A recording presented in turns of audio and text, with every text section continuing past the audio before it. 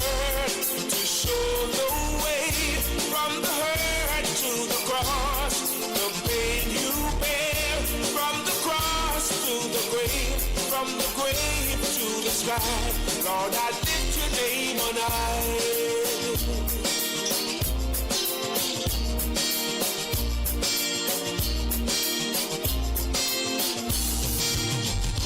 Lord, I lift your name on high. Lord, I love to sing your praises. I'm so glad you're in my life. I'm so glad you came to save us.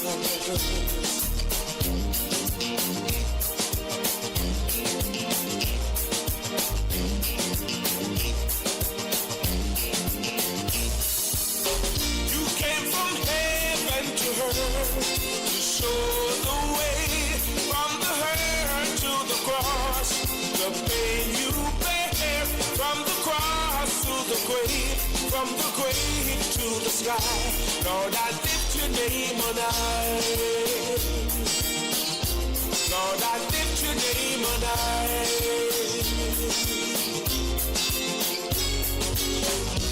Lord, I lift your name on high.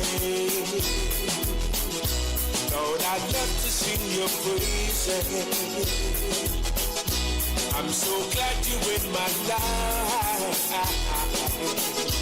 I'm so glad you came to save us. You came from heaven to earth to show the way from the hurt to the cross, the pain you bear from the cross to the grave, from the grave to the sky. Lord, I lift your name on high. Lord, I lift your name on high.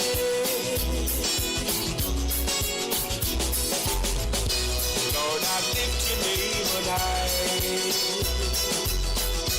Lord, I love to sing your praises. I'm so glad you're in my life. I'm so glad you came to save us. Lord, I'm ready. Lord, I'm ready. I'm ready.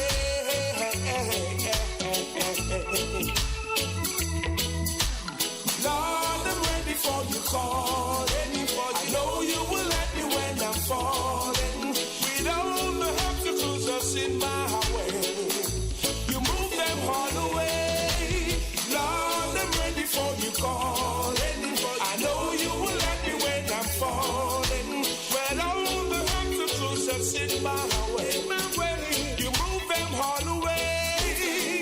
Your grace is all that carries me to the dark. You shine your light so I could see. Even when I was down on my knees, you set me free. Lord, you bring my shield from my enemy. In your loving home, that's where I got to be. To stay within your grace for the rest of my day. Lord, I'm ready for your calling. I know you will let me when I'm falling. With all the obstacles that's in my way, you move them all away. Lord, I'm ready for your calling. I know you will let me when I'm falling. When all the obstacles that's in my way, oh gosh, you move them all away. Lord, I turn to you when I'm in need. Your love is just like the air I breathe. Heavenly Father, you're truly a friend indeed. There is so much that I got to say. I could go on about you every day. Your name I will always praise for the rest of my days. Rest of my days, rest of my days.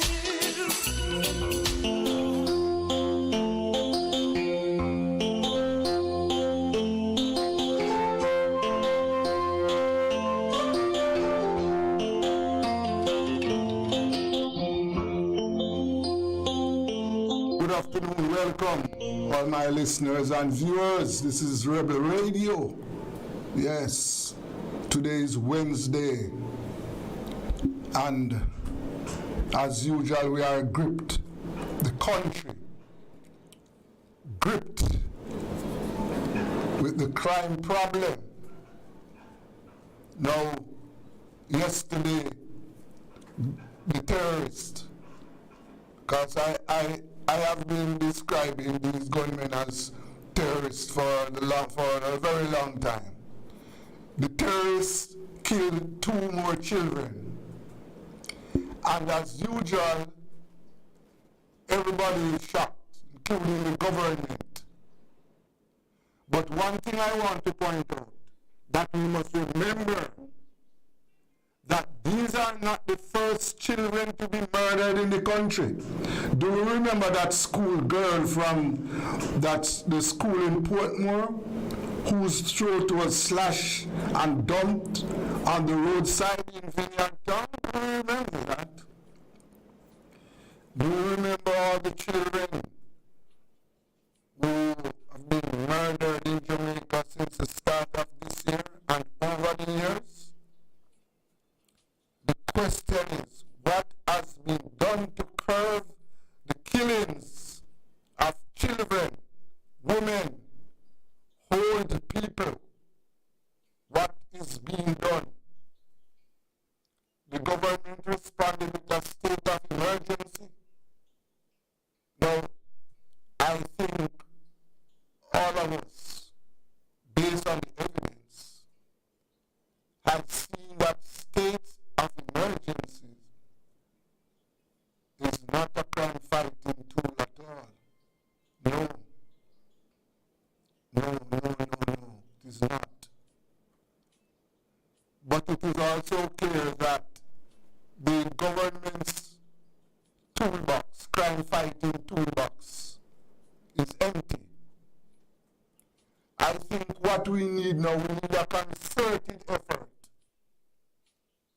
from all of us. When I say all of us, now I'm talking about the leadership of agencies.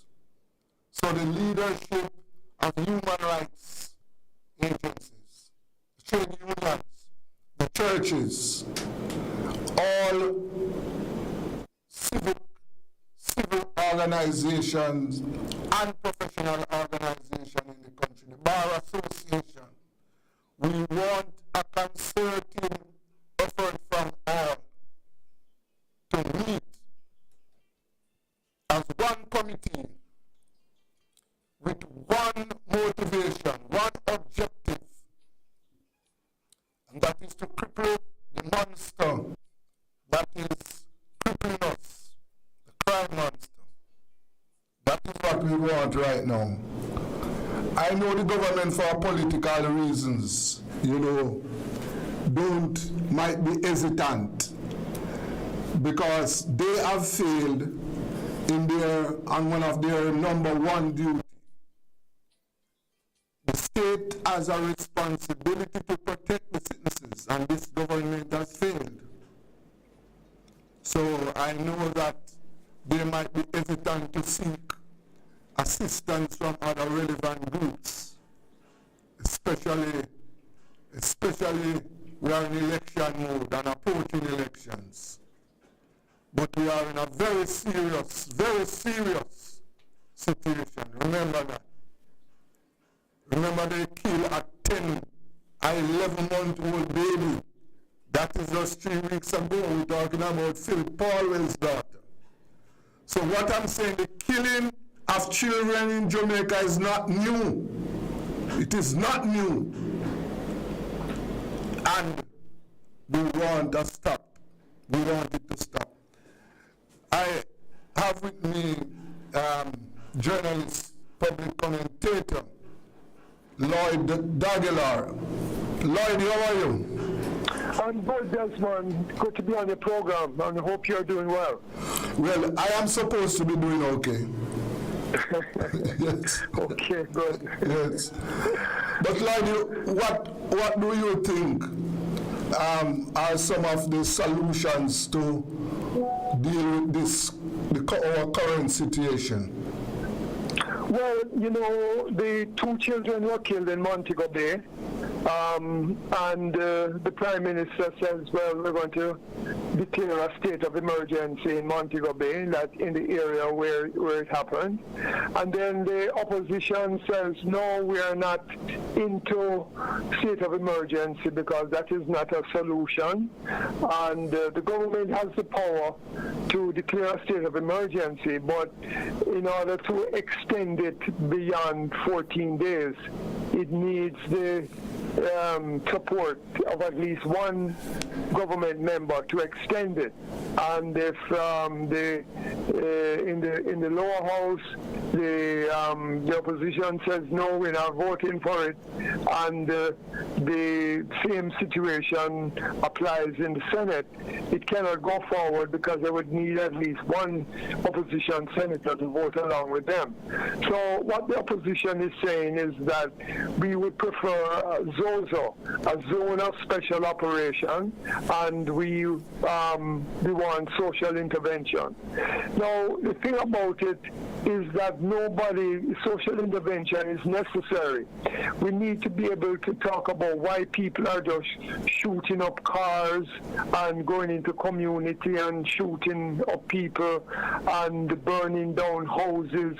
What is really going on? We need to have a public discussion about that. And, we don't have the mechanisms to be able to sit down and have a discussion between gangs or, really look at what's happening in inner city communities, because this is where these kind of violence is taking place. So, yes, we need social intervention, but I don't think the opposition is highlighting what the social intervention should be. And yes, they are correct. The state of emergency is not solving the problem either, because sometimes they declare a state of emergency and shooting take place almost right in front of the place where the soldiers and police are. So that is really not a solution, and the zone of special operations itself is not a solution either, because they say that you're supposed to have social intervention with the ZOSO, but there's very little evidence that there is really any social intervention that takes place. So that is really what we need to talk about, social intervention. What is social intervention? And I would say that social intervention is making sure that the young men in the community have jobs, meaningful jobs, that they have jobs where they are getting a livable wage, that the young men and women too are receiving a proper education, that they are graduating and they have educational skills and they can reason and discuss their problems amongst themselves, etc. Those are some of the big issues of social intervention, I believe. And from a criminal point of view, I believe that the state is very deficient in terms of not being able to do anything about guns coming into the country. How are the guns coming into the country? Who is bringing them in? I mean, because it seems like the guns are coming in free, right? Because, poor boy, them can't buy a gun, but they only get $20,000, $30,000, $40,000 to buy a gun that come into the country. So somebody is financing it. Somebody is bringing guns into the country. And why are they doing it? What benefit do they get from bringing guns into the country? And I don't believe that even if you have a gang, I can see what the financial benefit is, because first of all, even though we have crime in Jamaica, I don't really see what the financial benefit is from it. I mean, you could talk about the recent capturing of these trucks that deliver money from one bank to, ATM machines and so on and so forth. And so we could say, well, yes, this is what it's all about. But that happens once in a blue moon, right? So there's a big issue with where the guns are, who are bringing in the guns. And it raises questions as to whether there is not some kind of political cover-up that is going on. That is the big man bringing the guns them into Jamaica, distributing the guns maybe for political reasons, because I don't think it's for financial reasons at all. The poor boy them can't, bring in guns. So we would need some kind of underground investigation about that, and that is not happening at all. So basically what is happening is that the system is just there, and the most them can do is declare a state of emergency or declare a ZOSO, but there's no social intervention. There is no real serious investigation into the guns and why people are having guns, and there's no attempt to bring gangs together to come and sit down and talk. Because if you every time something happens here, the boys one gang fighting against another gang.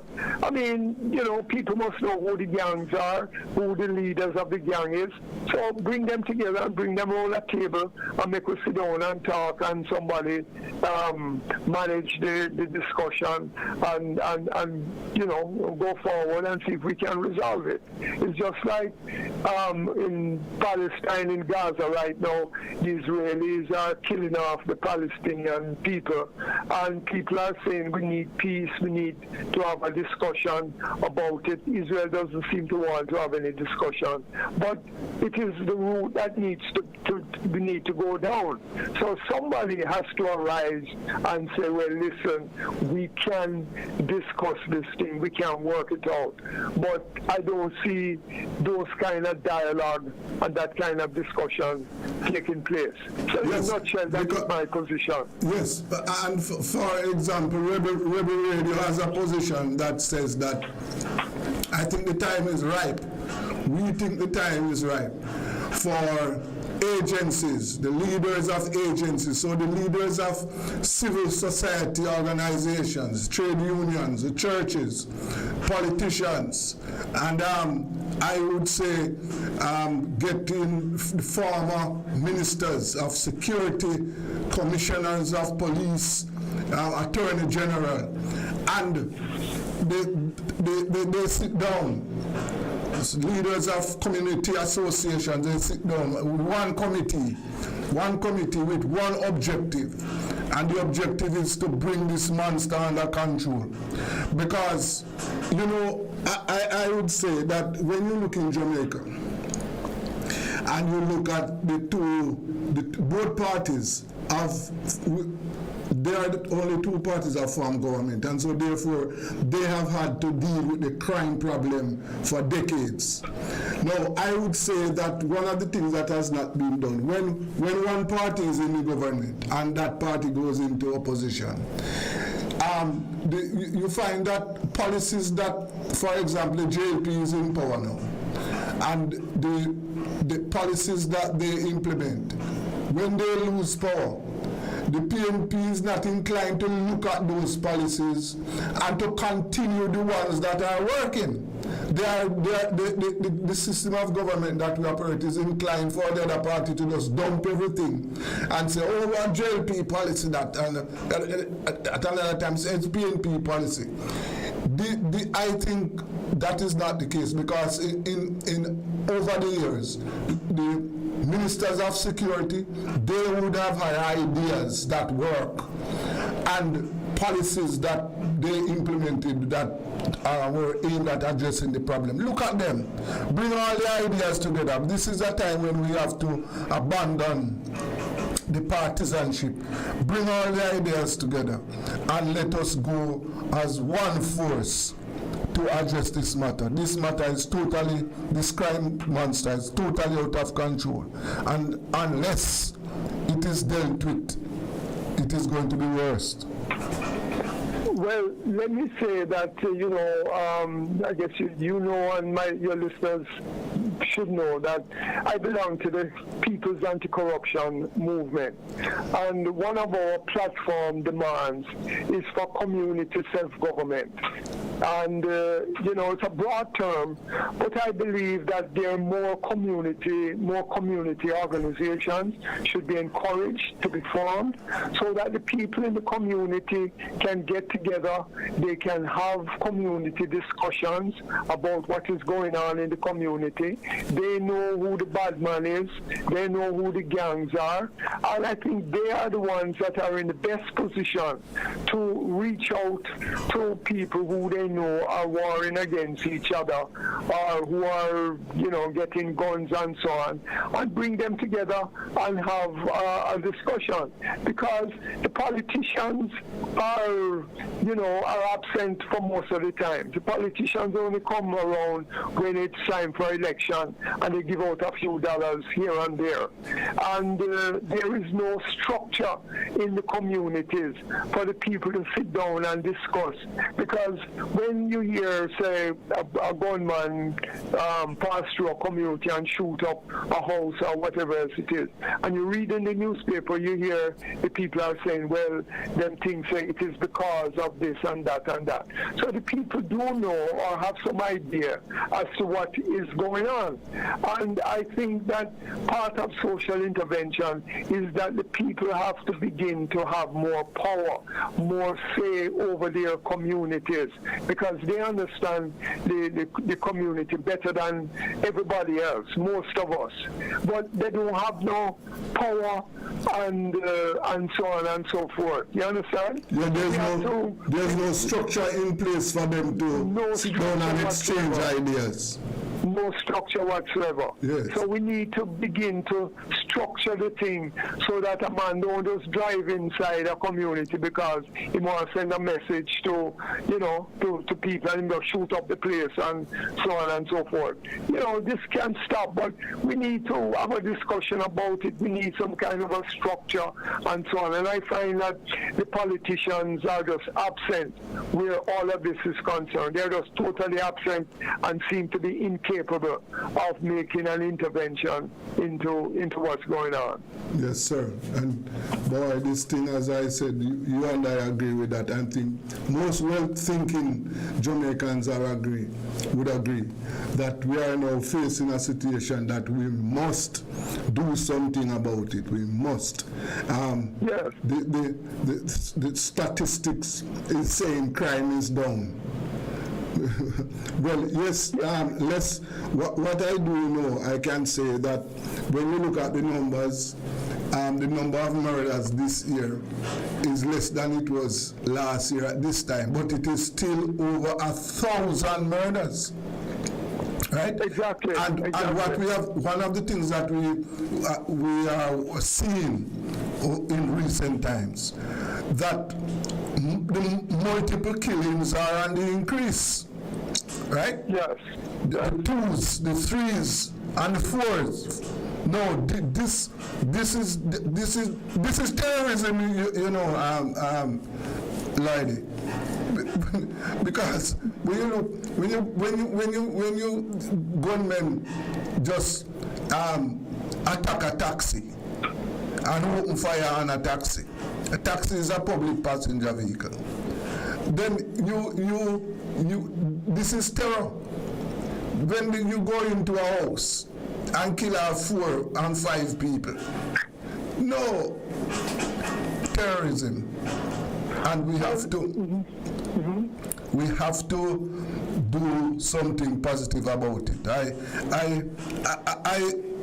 As far as where the government is concerned, the strategies being used by the government, they have not been effective, right? Well, we look at it this way also. I mean, the police hear that gunman in an area. Do they do any different from what the gangs do when they're fighting each other? The police say, well, this is a gunman, that is a gunman. And, we have to face it. They go in there and they kill. And that's it. Indicom just reported that there were at least 110 murders over the past, police killings over the past 10 months or so.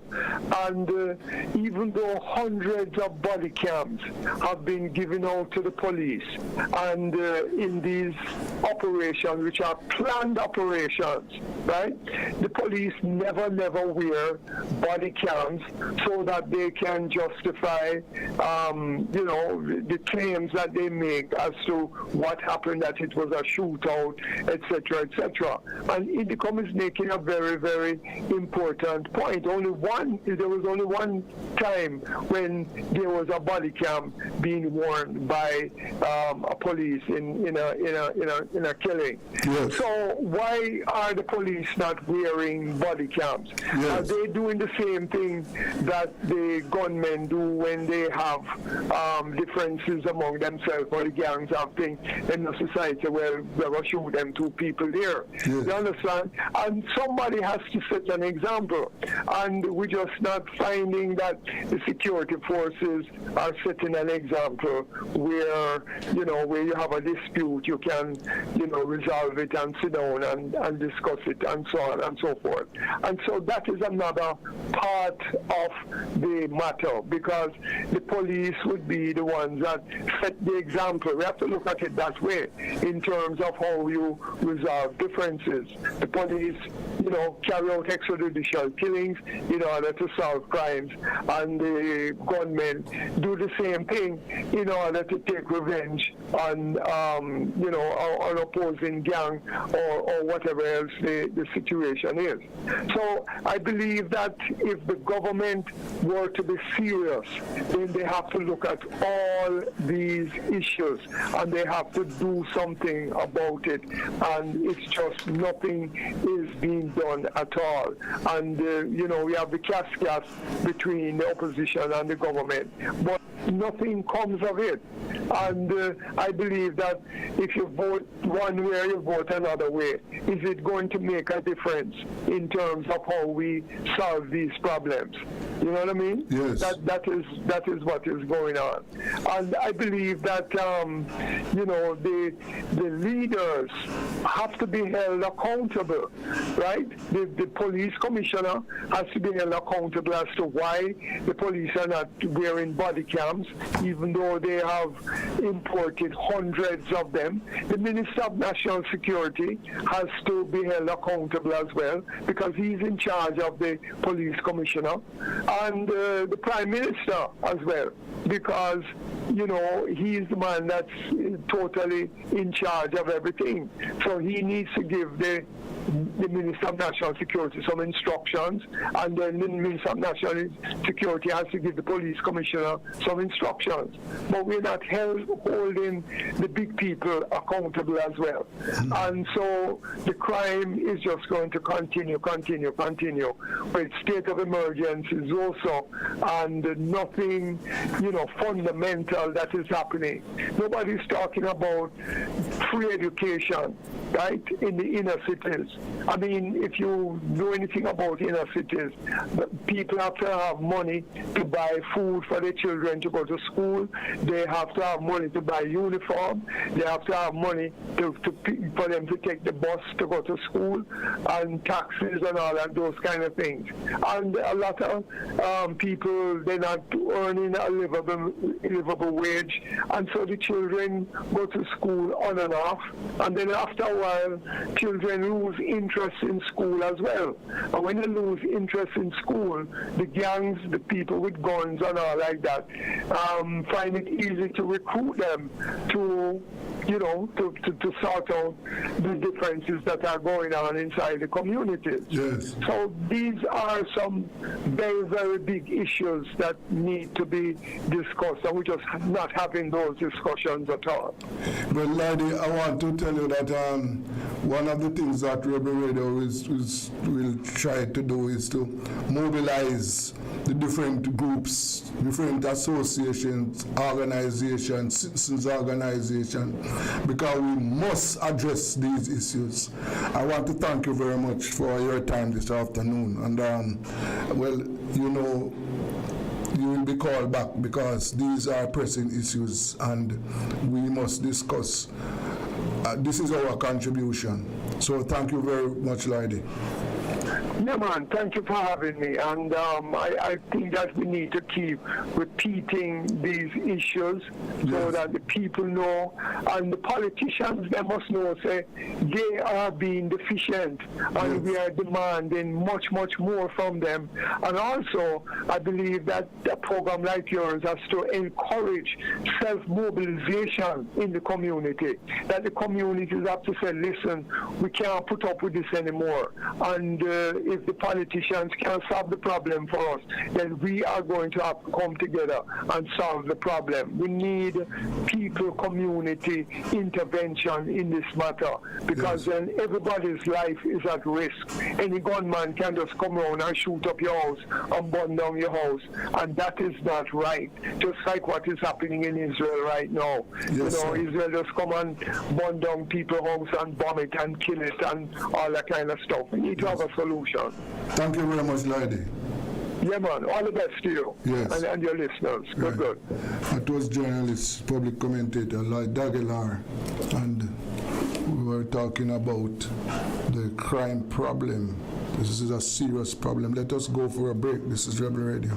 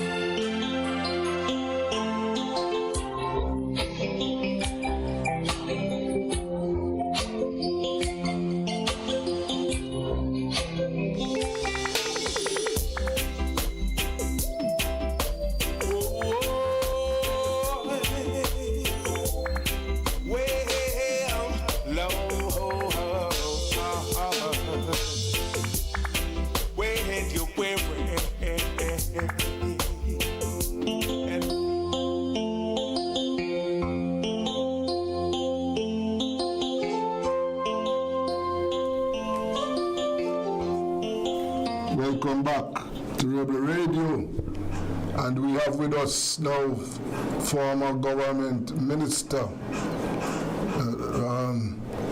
This is a man who has served the country in political capacities in both parties. Good afternoon, Mr. Samuda. How are you, my friend? Well, I am supposed to be okay. How are you? So far, thank God. Yes. Every day above earth is a good day. Of course. Well, what I know you are out of the limelight, but I know that you still have the country's interests at heart. What you think about? What are your thoughts on the current crime problem? Bad. Yes. And that's no other way to describe it. It's very worrying, very concerning. And what has happened is that it has taken a sort of taken on a complexion that is worrying more so than it was in the past, where they are now without regard those who are killing people and without regard for children. Yes. And for women and girls and young boys. I mean, it's just quite disturbing, very disturbing. Yes, sir. Very, very, very disturbing. And I think that, I have an idea. I think it is time we want a national committee made up of politicians. So, for example, ex-ministers of security, commissioners of police, attorney general, heads of civil society, human rights organization, citizens association, churches, trade unions, bar association, and that committee has one objective in mind: to come up with ideas to deal with the problem right now, because we cannot sit by and allow this problem to grow. It is growing. It is out of control. Well, Desmond, what is becoming increasingly, or should be increasingly obvious to many people, is that the harshness of the punishment as announced and executed doesn't seem to have the impact that I'm sure we would have hoped it would have. In other words, as a deterrent. Yes. It seems that they are quite determined to proceed with their wicked and cruel treatment to each other, posing great threat to school children, to professionals, to retired persons of any age, without regard for the punishment when apprehended. And I must say that the police force has really, they are the unsung heroes in many respects, because the kind of things that they do, I'm exposed to a few of them, and the kind of things that they are engaged in is really to be commended. Yeah. They're really, I think, by and large, I think they're trying their utmost to come to grips with it. But the criminal element have it seems fine-tuned and honed their skills. Yes. of being able to execute people, and without regard for where it takes place.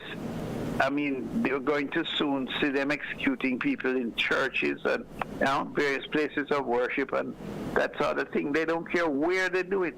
And when the last one here was the most, bone-chilling of all, when you fire into a car without regard for who the occupants are, and killing two little youngsters. There's one. Those are people could be our sons. Yes, of course.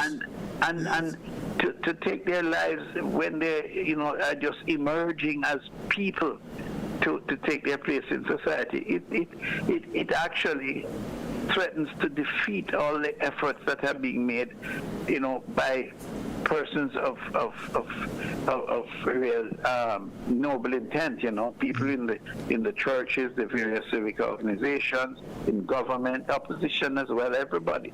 It just makes a mockery of the whole thing. There's a wave of cruelty and disregard for human life that that has emerged that is quite frightening. Of course. One of the things that has to be done, Mr. Samuda, is that we have to reduce the crime nurseries. Now, when you look around, you will see something that is evident. Most of these crimes are committed by young people. And so therefore, one of the things that we will have to do, and this is not a short-term thing, but we have to start it. We have to start making provisions for young people to turn their minds and attention away from crime, so that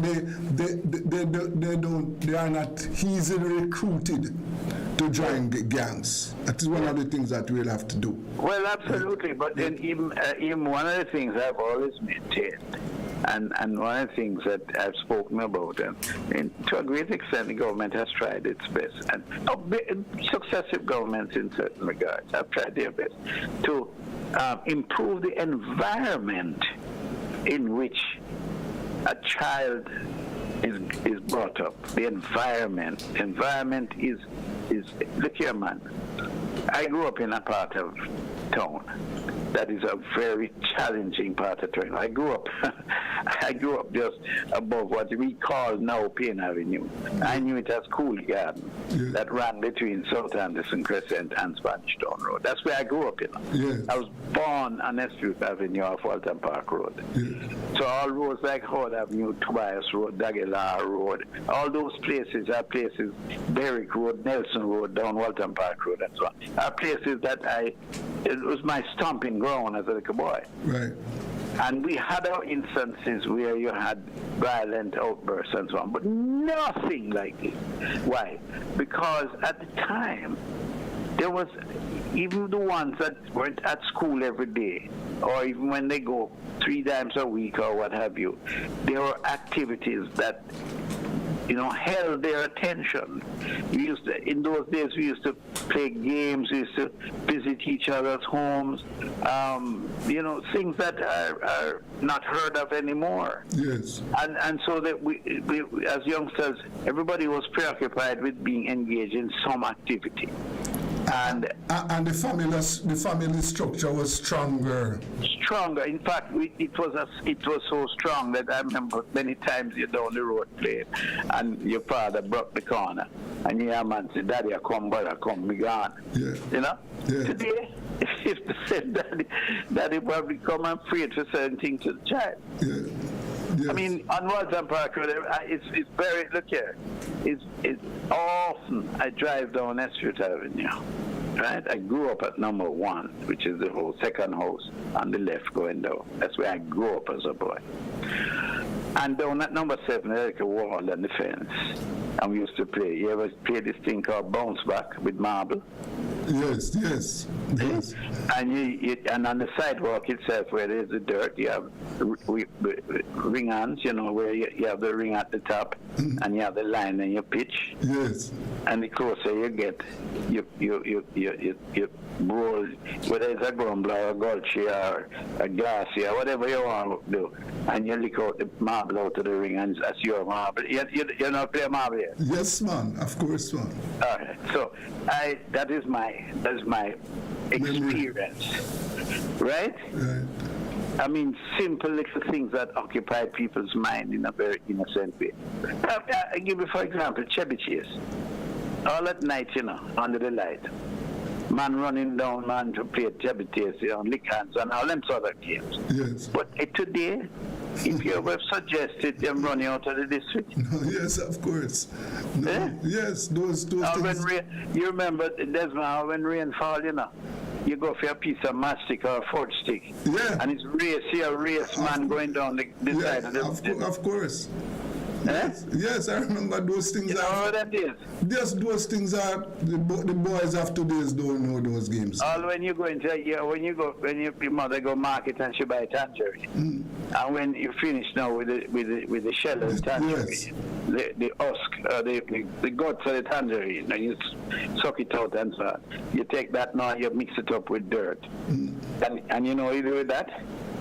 You take that and you take your foot, side of your foot, and you, like a football, you play, you put it up, and you sing a little song in those days. I can't use it on here, but it was, it was See Well Lash. I don't want to say it, but like you said, See Well Lash, your mother turns on to wash and all of that. Yes. That was the type of thing, but it was fun.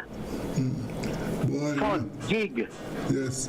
When you bust a man gig with your one, Yes. You're like a king, Yeah, man. Yeah? Like a king. Yeah. Boy. No. Nowadays, Carl, those things are forgotten. Totally. Right? The children, parenting has fallen down. The educational system to not delivering, and boy, the youngsters are too available for the wrong things, and this is some. And this is what happened? They have nothing to do. They get bored. Yes. And when they get bored, they get into trouble. Of course. And then they're exposed to those who have more than them, right? In the old days, I think most people are more or less in a certain section of town, certainly where I grew up. everybody's kind of equal. Nobody never have no much more than the other. Yes. Right? Some may have a bit more. Man have a little child. You know, in those days you have Morris Oxford and Morris Minor and Austin and all them car. But it was nothing that would cause anybody to feel deprived. Left out, yes. Left out, right? Today, the youngster who lives in an inner city community and stands on the side of the road and sees the kind of luxury vehicles passing and so on, it creates in his mind when he has to walk back into up the lane to where he lives. His mind wanders. And then he has friends that, you know, they encourage each other to say, well, I don't know when we are going to get from under this oppression and this problem. But those are the realities of certain inner city communities. Yes, sir. So I think that, you know, I look forward to the day when we can have the necessary resources to really penetrate these communities and to really spend the time to talk to these youngsters, male and female. Talk to them about, you know, their development and the future. What do we have to offer them? Because it's no use you're trying to make people believe, oh no man, just study hard and you will get through. But every night that person leaves school and goes into a little room where they have to share, and sometimes there are inadequacies in that household where I know of when I was in education, I used to hear the experiences of people who only had enough to put together some bush tea before going to school. So by 10 o'clock, the people gone to sleep because what? The brain isn't stimulated. There's not enough nutrition in there to stimulate it. No. So, I mean, we're going a far way in developing our system and to provide through PASS and so on all the benefits that will assist. But there is still a journey to travel. Yes, Carl. Long journey. A journey. Yes, there are. And so we come back to where you started. Yes. Everybody has to now get more involved. Yeah. At the base level. Yes, at the base level. At the base level. Because that's where the tire hit the road. That is where the rubber really hit the road. That's where the need is. That is where the mind is so fertile and active and useful that if you don't steer it in the right direction, you can't bring it back when it reaches 18, 20, 21, worse, gone. No. You understand? Yes. And that is why you look now, the young people, most of the crimes are being committed by the young people. Of course. Most of the crimes. And First of all, the young people have very fertile minds. Yes. And Jamaicans by nature are very bright people. Yeah. Very creative. Yeah. Always thinking of a new idea and new strategy to do things more effectively and easier. So that is a natural inclination of the Jamaican. And that is, and wealth doesn't play a part in that at all. No matter where you're born, no matter how humble, that mind is what you have to start working on. Yes. Changing that mindset so that you start to give rewards, although it doesn't have to be terribly impressive, it doesn't have to be earth-shattering, but rewards that start humbly and say, well, if you do this, this is what you can hope to achieve, this is what you will get for your effort, and you establish that system of reward, and you apply the resources, no matter how small they are, to making the environment in which the child is living, from all aspects, clothing, health, food, nutrition, roof over their head so that when it rains they don't have to worry about which one are we going to get up now for, put something under the drip so it drop in the pan, and you can't sleep because the thing dropping in the pan and making noise all night. Yeah. And that kind of thing is what I believe will go a far way. It won't solve the problem overnight, but it'll go a far way in solving the problems, making the people feel better. Yeah. Yes. You understand what I'm saying? Yes. That is what you are saying makes a lot of sense, Carl. That's the reason I went to. That's the reason I entered. I didn't book up politics, you know. Yes. I didn't book up politics. My involvement in politics is not one where somebody did something and I get vexed and I say, boy, you know, I'm going to take it out and I'm going to join this or join that, and I'm going, you watch me, I say, look here, that was not my motivation. Yes. My motivation was to improve the environment within which I found myself and the experiences of my life. Mm-hmm. And I said, boy, you know, one day, when as a little boy I used to go Aggie Park Road and Walton Park Road corner, and I saw the greats. I mean, everybody from N.W. Mandy, Steve Wright, Madame Rosalie and Buster Manti to Varys, every one of them on that corner, on that shop called Chinese shop, Lai, man named Mr. Lai, on the shop here. That was where the meeting platform was. Yes. And brother, I used to just in awe of those people. You know, the communication skills, everything was so exciting. And I made up my mind from then that, you know, one day I was going to be a politician. Yes. So I used to stand up. I used to stand up in front of the mirror in a bureau, as they call it them days. I used to stand up in front of the bureau in the mirror. And I used to like pretend say I'm giving speech, you know. Okay. So I never buck up I never got to politics on the basis where boy a man do me this or a man do me that, therefore I carry a feelings for him, so I go join this one or join that one. No. Yeah. That is not that wasn't my motivation. Yeah. But Carl, when you look back, you have spent decades.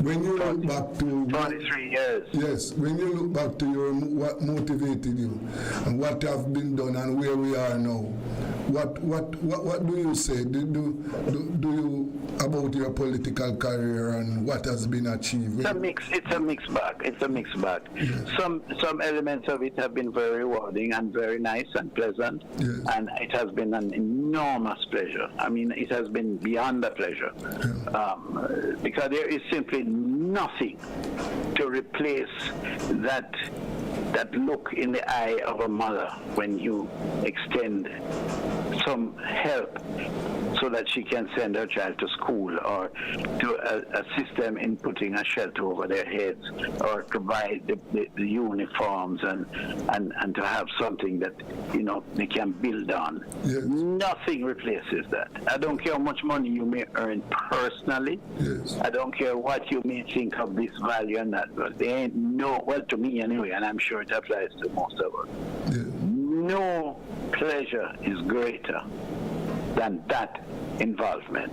And so from that standpoint, politics has been an avenue that the Jamaican people, Jamaica Land Reserve, has offered me a glorious opportunity to be a part of it and to play my part. And it's not all one-sided. In other words, I'm not just giving. I'm receiving, because what am I receiving? I'm receiving the kindness and support of the people. Yes. And they have supported me consistently for 43 years, and I'm proud of that. Yes. That's very proud of it. Yes. But my life has been it's been a nice and wonderful journey. Wonderful journey. On both sides, by the way. Yes, Make no mistake about that. Yes, you are a political entrepreneur. Yes.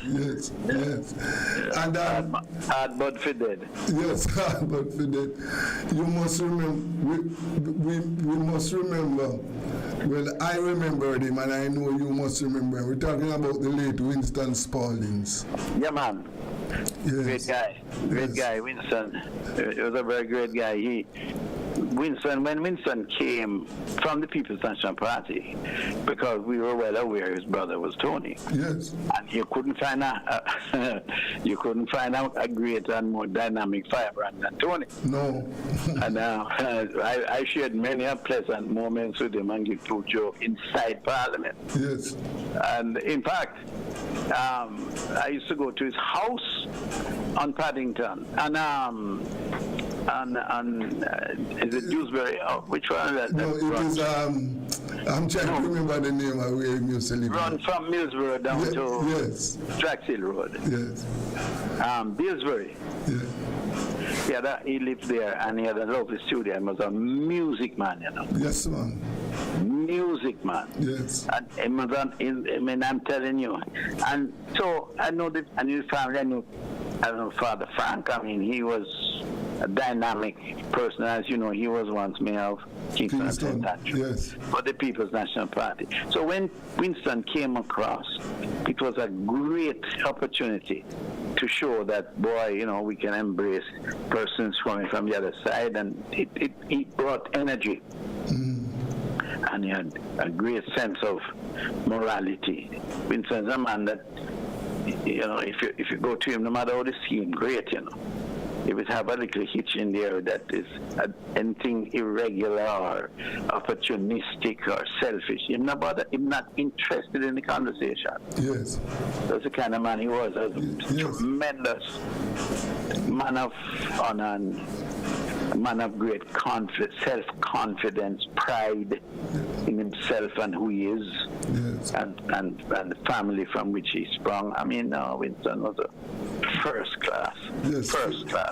I can tell you I think I describe him as a man among men. He was an exceptional person. Incredible. Principled guy. I mean, full of humor too. Yeah, of course. he had an infectious laughter there that would blow you away. Yeah. No, man. Yes. Lovely. Yeah. I loved Winston. Winston was really a fantastic.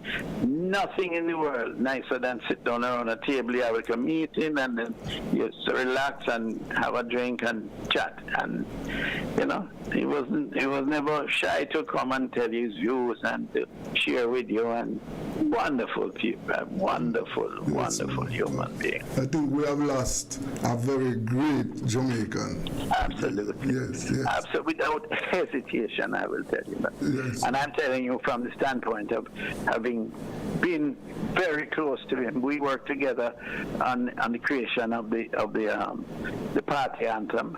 Yes. You had guys like Dougie Vaz, Mavis Gilmore, Jerry Grimsley, Joey, Abe, Dabdoo, all of us. Yes. We were all buddies together working for one common cause. Yes. And so I tell you, he went away a few years ago, the same, you know, Desmond. When I say he went away, I mean he started to lose memory and recognition. Yes, I know that he was ill now. So yes. he was long suffering, and then his dear wife Carol, she stood by his side. I mean, she deserves a lot of credit for her assistance to him all through those years. I remember them well. Yeah. Yes. Oh boy, life was good, you hear. Yes. I want to thank you very much, Carl. All right, my brother. You take care. Yes, and take care of yourself too. Yeah, man. All the best, okay? Take care of yourself, sir. Thank you. Right, man. Yes, that was former government minister, Mr. Carl Samuda,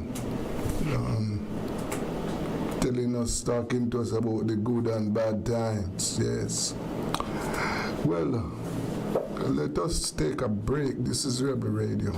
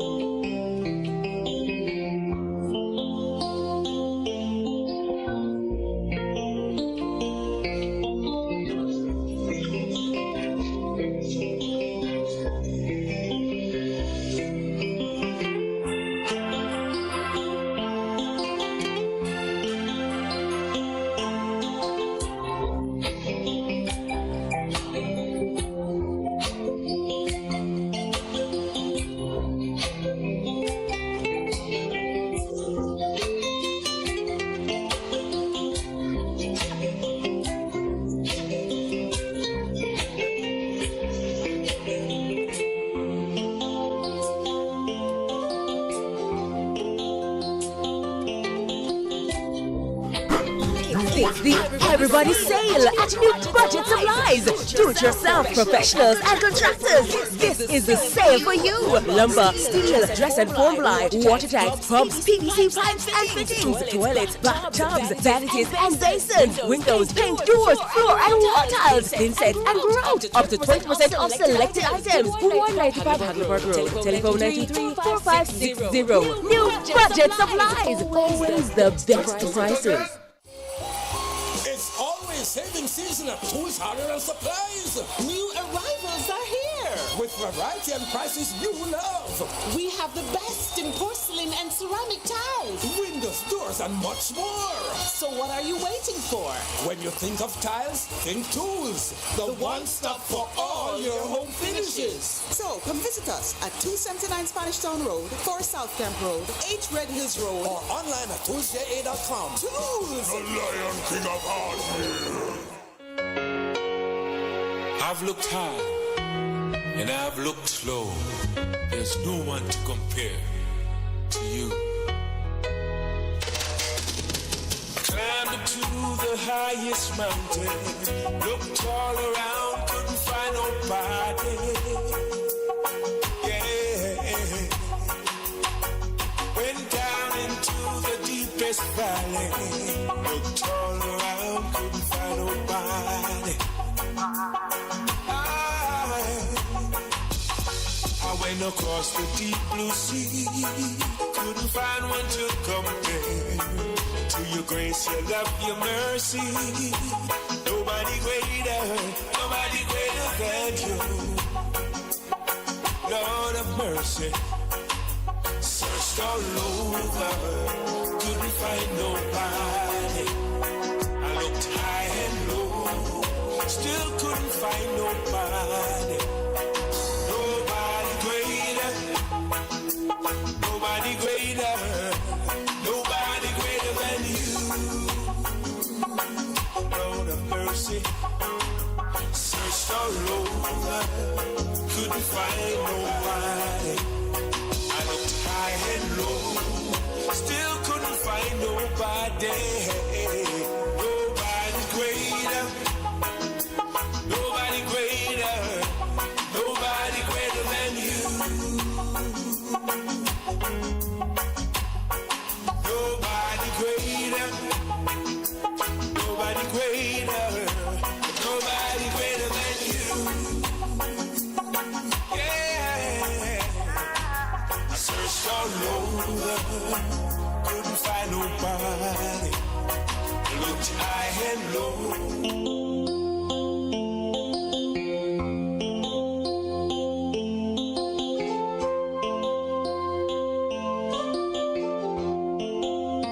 Yes, welcome back to Rebel Radio. And we are still talking about crime. Yes. We have with us now retired Assistant Commissioner of Police, Mr. Derek Cochrane. Yes, and he's going to lend his voice to Rebel Radio. Good afternoon, Derek. Good afternoon, Sir Rich. Yes. I hope I find you well. But I am supposed to be okay. Yes, good to know, my brother. Yes, sir. Boy, what this crime problem here is, well, it has been out of control for some time now. Yes. But it is clear that all efforts should be pulled together right now to deal with this situation, Derek. What do you make of it, and what are some of your suggestions that you think we should initiate at this time? Well, at this juncture, Brother Richards and your listeners, crime, I can safely say, is the single most potent threat to the viability of the Jamaican state. Yes.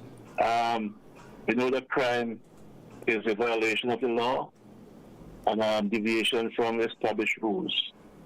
But crime in Jamaica has taken on a significance over the past when compared to, say, 40 years back. It's not one of the middle crimes that we used to have. And when it was the duty of the JCF to simply the protection of life and property, prevention and detection of crime, and the preservation of the peace. That was the remit of the JCF. But the crimes that we have here now has taken on added significance. Because when I think of the murders of it in Salt Spring yesterday of the two young schoolboys, 7 and 9, it speaks as if it is terrorism. It has taken on a different color and coloration, Mr. Richards and your listeners. And we know that terrorism, when we used to define it and keep to define it, is the unlawful use of violence and intimidation, especially against civilians. Yes, sir. And I don't know what is the end game of the criminals.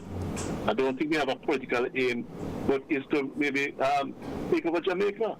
And if we allow this, we will have the Asianization of Jamaica, the breakdown of civil laws, and the breakdown of law and order. And we know where there is no order, there is disorder. So it's a frightening situation, sir. You know, and we need to come together as a country, as a political party across the divide, and find some solutions for this crime menace that is starting our land. Yes. Well, the government has responded by announcing another state of emergency, because you will recall that St. James was placed under a state of emergency before. Now, based on the evidence, states of emergencies is certainly not. Well, it has not yielded. It is not the answer to the problem. It is not. It's, for example, one of the issues that we face right now is that when you look at the crime situation, the majority of the perpetrators are the young people. And therefore, I think we have to come up with a serious program to make crime unattractive for young people. We have to do that. We have to reduce the nurseries, right? And this call for some social intervention, it is not a, this social intervention is not a quick fix, you know. It's something that we'll have to start and focus on it over a period of time. Because I think too many of our young people have been caught up in this criminal trap. And it's certainly a problem. Yes, and you're so right. We need to reduce the attractiveness of crime. You know, and as you go there, we have to think of the globalization of crime. Yes. You know, crime has taken on a global phenomenon.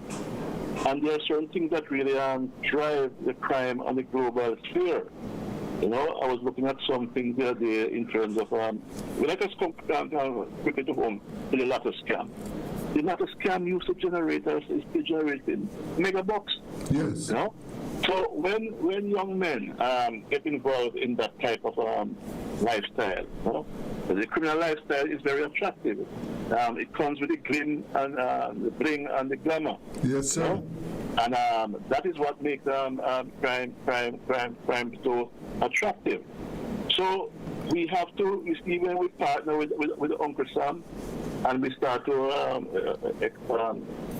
send over some of the criminals to the United States to be tried. We see there's a dip in terms of how the latter scam is now. Yes. And it's based on what we have seen, it has taken a nosedive. But it has to take that collaboration with the United States for us to take the belly, the venom, or take the sting out of the latter scam. But, you know, Brother Richards, we are old enough to remember that crime is not a new thing, and the response to crime is not new. We remember in 1974, when Mr. Manley of blessed memory, when he instituted the gun court. Yes, sir. As a response to the crime surge, you know? And we remember so well that he said it was red because it was dread. and that was a natural response to the crime surge. Yes. Yeah. But so my research has shown that in 1974, when the gun court was established, we had a murder rate of 195. Not a rate, we have 195 murders then. Yes. Now, in 2023, Mr. Richards and your audience, we have multiples of that figure. Yes, sir. Yes. Brother Catherine, I want you to know that over the past 21 years, yes, that every year for the past 21 years, over 1,000 Jamaicans have been murdered, Yes, that's where I was going, sir. Yes. And we are not at war. No. This figure is above figures of countries that are at war. Yes. So to say that the crime situation is stark and is out of proportion is an understatement. Yes. Yeah. So in 1994, when Mr. Manley of blessed memory responded with the gun court as a countervailing force against crime, criminality, and violence, we had only 195 murders per year. Yes. And now it's proposed, as rightly said, Mr. Richards, and it is cause for concern. And it is not only the crime, but the fear of crime. Persons are in fear that they might be victims of crime. And we know that there's a direct correlation between crime and economic growth and economic prosperity.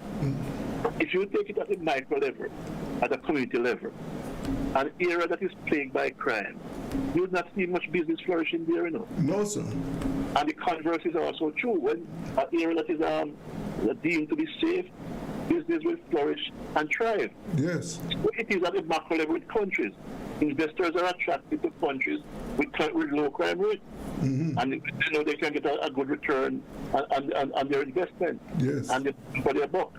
Yes. So this crime situation, and the World Bank has said, and this figure is very, very old in 2011, that World Bank studies. It says Jamaica spends then United States $384 million or 33 billion Jamaican dollars then on a direct and other medical costs related to crime and violence. Yes. And he said Jamaica will grow its GDP by 5.4% if we could reduce our murder figures to 12 per 100,000. Yeah. Yes. So we see that crime has a direct link between social development and economic development and crime. Yes. Yeah. But one of the things that we have observed, that St. James, and we know that Montego Bay, the capital of St. James, is the tourism capital of Jamaica. Yes. And we have seen that in the western end of the country over the past years, there has been a significant growth, and growth continues of the tourism sector. You look from, it has spread over into Hanover. Right. Now, in recent years, the other thing that we have seen, that Montego Bay, that has become a major crime capital in the country. Yes. Yes. And what is happening there now, we have seen a surge in criminal activities over the last couple of days, where there has been numerous shootings. Yes. Now, so the other thing, that the neighboring parishes, that is Hanover and Westmoreland, they too are among the leading crime parishes in the country. This has been a dramatic shift, and I think I don't have any survey, but I think a lot of the criminal activities in those areas, the lotto scamming is a driving force behind yes. Yes, and that has to do with the migratory nature of our criminals. Yes. No? And the alliances they form in prisons which are the incubators, you know. So when someone comes out and he or she is up in their neck of the woods, they can call up a friend in a parish that they have made friends with in prison, yes. and they can go there and cool out. Mm-hmm. So that explains the migratory nature of our criminals. And there's something that we refer to in criminology as the balloon effect. Yes. When you squeeze one part of an inflated balloon, the other part bulges.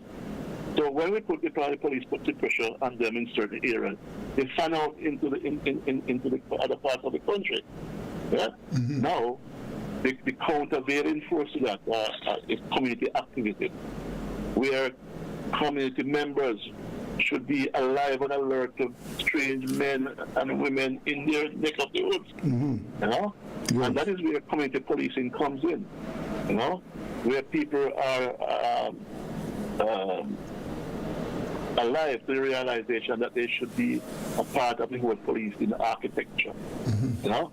Because crime takes place in communities. Yes, sir. And it is in communities that where it should be confronted and fought. Mm-hmm. And it must be confronted and fought by persons being vigilant to strange people coming in, and criminals too. They know sometimes they are criminals, mm-hmm. and they are giving them succor and support. Right? If every community should take community members should take the stand, not in my community, there will be no way and no place in Jamaica for the criminals to find solace and comfort unless they go out in the sea and drown themselves. Yes, huh? Yes. So, the terrorism that is taking place in terms of how violent some members of communities are, it has really called people into silence, right? Mm-hmm. And sometimes when we hear the police officers, the commissioners saying to say something, see something, you must say something, you know.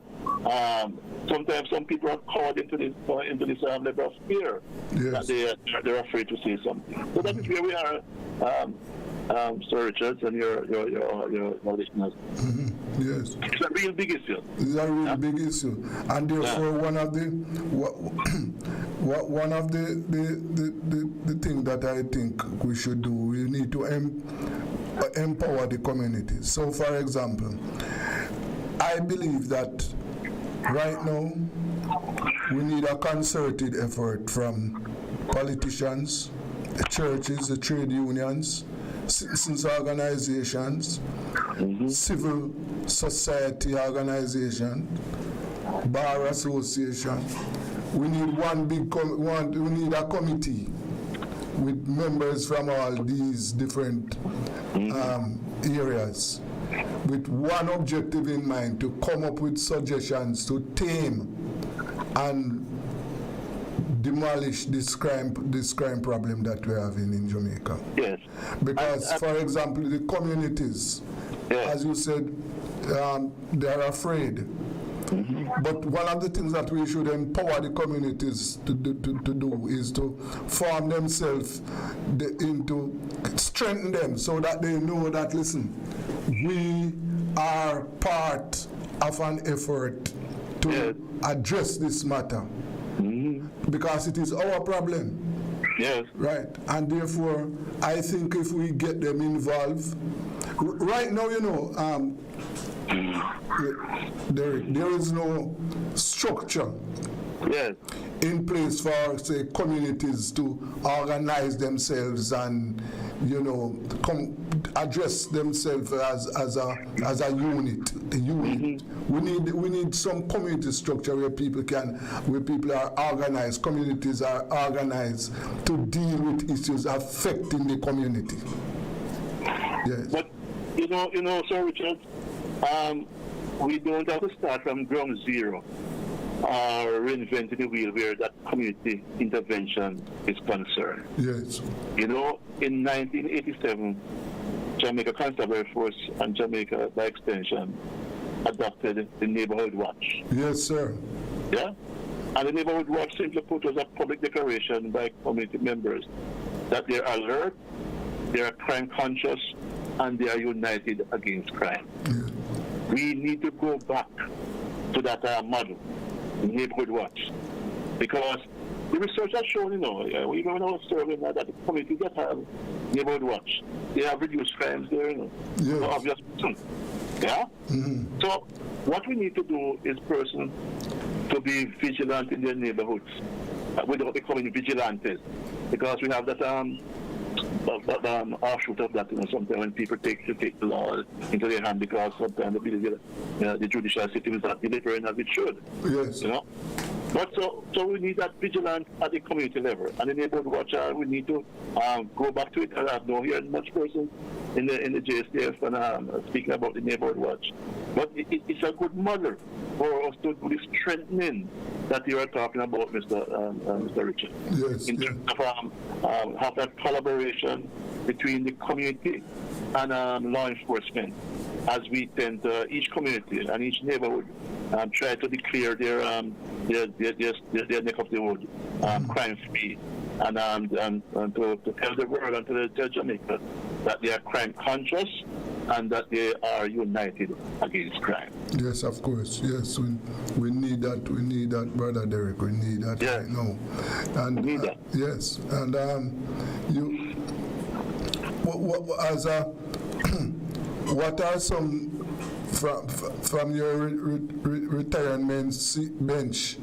Mm-hmm. What are some of the ideas or advice you would have for the leadership of the constabulary right now, and to members of the constabulary? You cannot do it alone. Yes. Constabulary has to walk in lockstep with members of the community, right? That is how you build relationships, Mm-hmm. And I read somewhere some time ago that 80% of successes that we have, no matter what sphere, it has to do with relationships at the macro level, at the country level, in terms of bilateral relationships and things like those. At the community level, at the corporate level, relationships are key binders for having positive outcomes. So the Jamaica Constabulary Force, again, as much as possible, and that should be, and we have been saying it, but sometimes we are doing a lot of saying and we're not doing.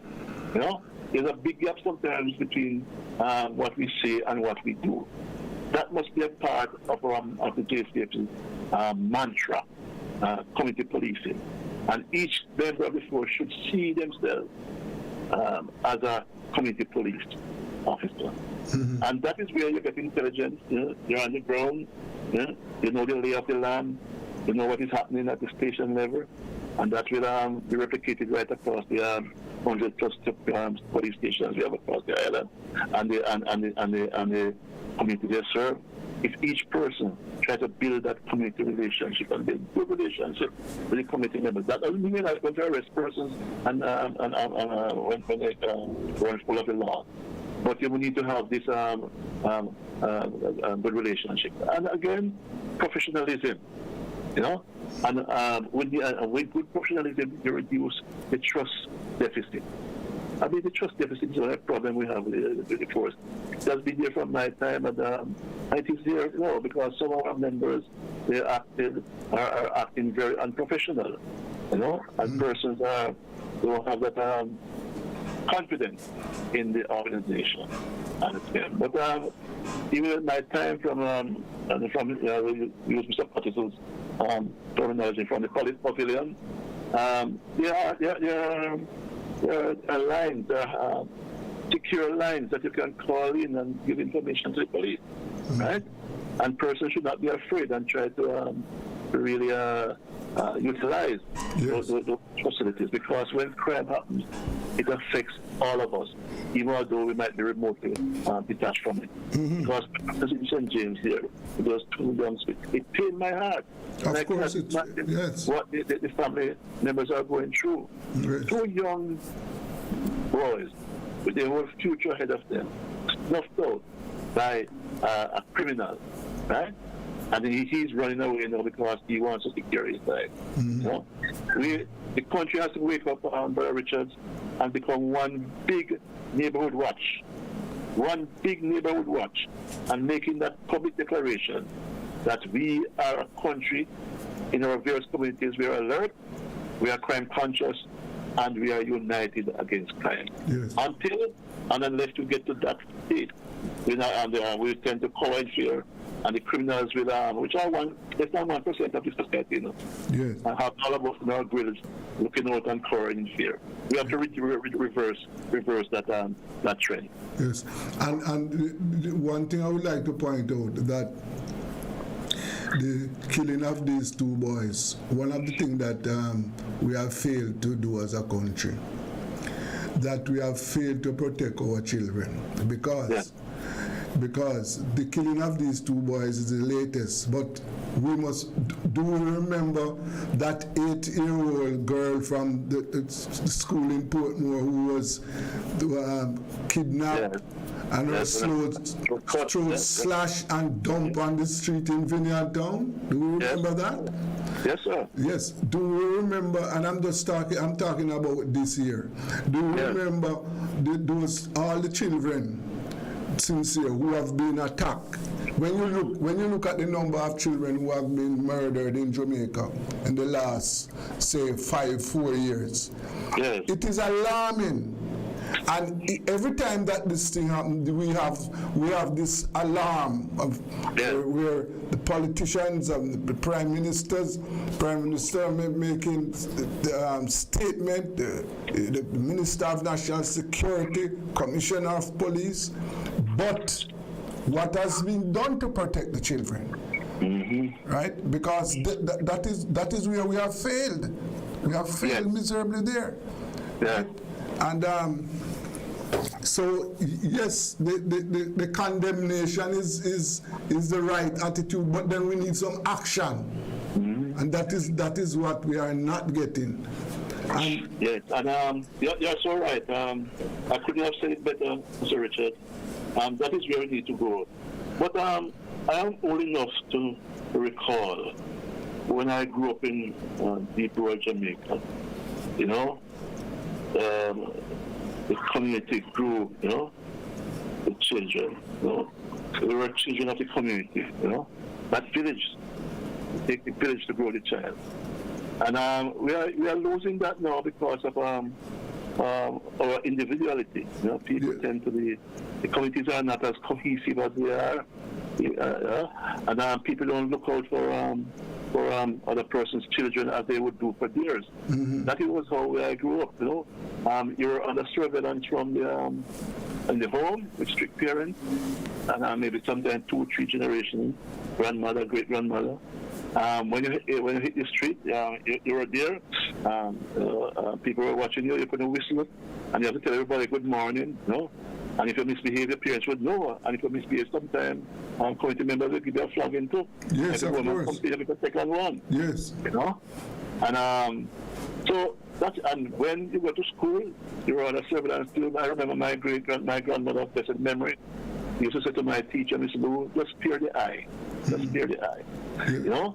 Now, if teachers reprimand children verbally, you know, the teachers go to school, they are beaten. Yes. It's a different Jamaica. The social construct has changed enormously. But where the social ills has to be, Brother Richard, in terms of children growing up to idolize this life of crime, it takes place in communities, you know. That is where it takes place. Yes. In terms of their socialization. Yes, sir. Because I remember looking on social media maybe last year or later this year, and somebody asked a little boy what he wants to be. Huh? He said he wants to be a gunman. Huh? Yeah? The allure of criminality. Yes. And he could be more than, he has reached 10 years old. But you know, we know the sociologists say between 0 and 7 years, the children, their brains are like veritable sponges. Yes, sir. It sucks up everything around them. And it's hard to reverse what they have learned and what they think during those formative years. No. So to change the communities and get Jamaica back, it's going to take a generation, at least 30 years. Yes. But we have to look at some of the short-term methods how we have to deal with crime. The jury is still out whether giving long sentences will be a deterrent to crime. Some people are saying some people are so ingrained in crime that even long sentences won't deter them. Yes. You know? Mm-hmm. So, yeah, a lot of things that government have to comprehend and put on the table, because 1974 we had the same problem, Adam, the late Mr. Honorable Michael Mann, yes. and he responded with the gun court. Mm-hmm. And our Prime Minister Honus is responded with the SOEs and the ZOSOs. Yes. Are they effective? Juries out, the crime is the murder rate is declining, and the state of emergency has lost their shock and awe. Yes. You know, yes. And they are privileged in Parliament how to extend it beyond the 14 days. So, you know, I don't know. We have I don't want to go there yet, but continue, Mr. Richard. Yes, our hands are full, Brother Derek. But I want to I want to thank you very much for your time, right? And as you know, this platform is open for us to discuss these issues. Yeah. These are issues that are affecting the people right around the country. So, thank you very much. Maybe next time we can discuss the El Salvadorian model. Yes, of course. It's so short. That's what the next time. Yes. It's good to be on, my brother, and you take care. Thank you very much. Good, sir. Yes, that is retired Assistant Commissioner of Police Derek Cochrane, and we were discussing the crime problem. Let us go for a break. This is Rebel Radio.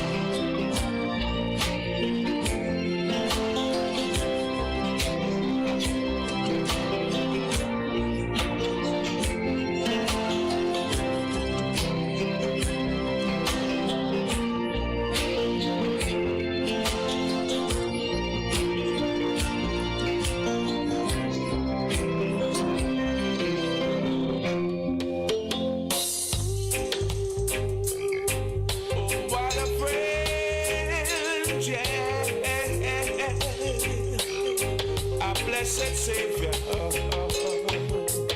Oh, what a friend we have in Jesus. All our sins and grief to bear. Oh, what a privilege to carry everything to God in prayer.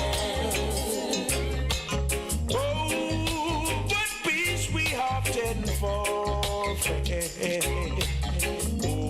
what needless pain we bear. All because we do not carry everything to God in prayer. And with trials and temptation, is there trouble everywhere? We should never be discouraged. Take it to the Lord in prayer. Oh, yeah, a wonderful friend.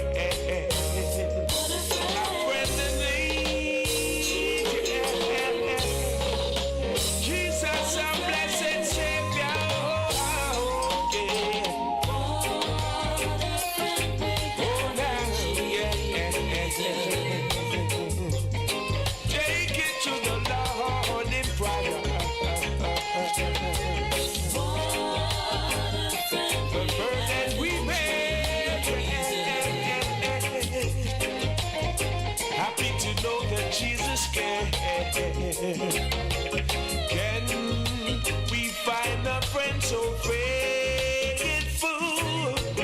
Ooh, will all those sorrows share. Jesus knows our every weakness. Take it to the Lord in prayer. Oh, we weak and heavy laden, comfort with the load of care. Precious Savior, still have a refuge. Take it to the Lord in prayer. Can we find a friend so faithful? Who will all our sorrow share? Jesus knows our every weakness. Take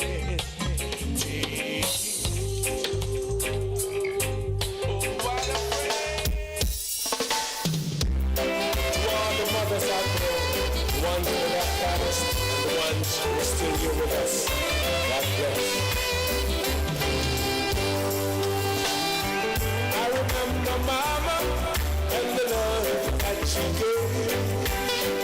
Feeling her the bedside, I could still hear Mama say, people are better than you, George. Don't you let them down. I remember Mama in the happy mood. We went to school with holes in our shoes. We didn't have much, but the Lord saw us through. I'm glad family together. I remember Mama in the happy mood. She packed her lunch in an old greasy bag.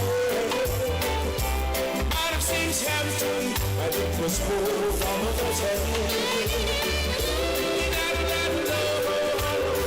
Way deep down inside, I remember Mama in the happy mood. I remember Mama in the happy mood. Mama is sleeping in the bosom of Jesus Christ. Somehow I know she's smiling at us right now. One day I see her again. Happy Halloween. I remember Mama in the happy mood. I remember Mama in the happy mood. Brothers and sisters, they're living far apart. Although Mama's gone, she's smiling in her heart. Oh, but we pull together and stay in the holy place. I remember Mama in the happy mood. I remember Mama in the happy mood. Grandma, I miss you. Dad, I miss you too. For those of us who lost loved ones, you know what I'm talking about, right?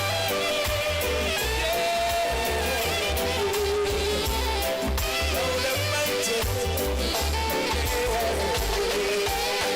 Now Mama is sleeping in the bosom of Jesus Christ. Somehow I know she's smiling at us right now. One day I see her again. Happy Halloween.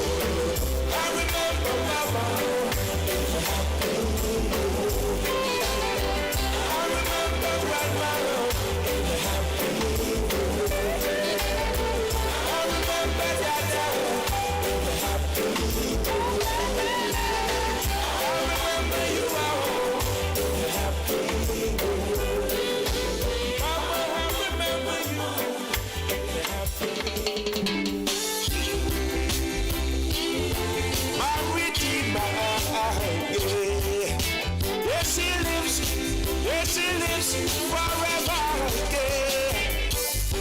taught the sun where to stand in the morning? And who taught the ocean you can only come this far? And who showed the moon where to hide till evening? Whose words alone can catch a falling star? Well, I know my Redeemer lives, and I know my Redeemer lives. Let all creation testify is risen and alive, and I know my Redeemer lives. The very same God that spins things in orbit runs to the weary, the warm and the weak. And the same gentle hands that hold me when I'm broken, they conquered after bringing victory. Yes, I know my Redeemer lives, and I know my Redeemer lives. Let all creation testify He is risen and alive, and I know my Redeemer, He lives to take away my sins, and He lives forever, I proclaim, to protect me from my sin. His most precious life He gave, but now He's alive. There's an empty grave, and I know my Redeemer lives. Yes, I know my Redeemer lives. Let all creation testify His life is magnified, and I know my Redeemer lives.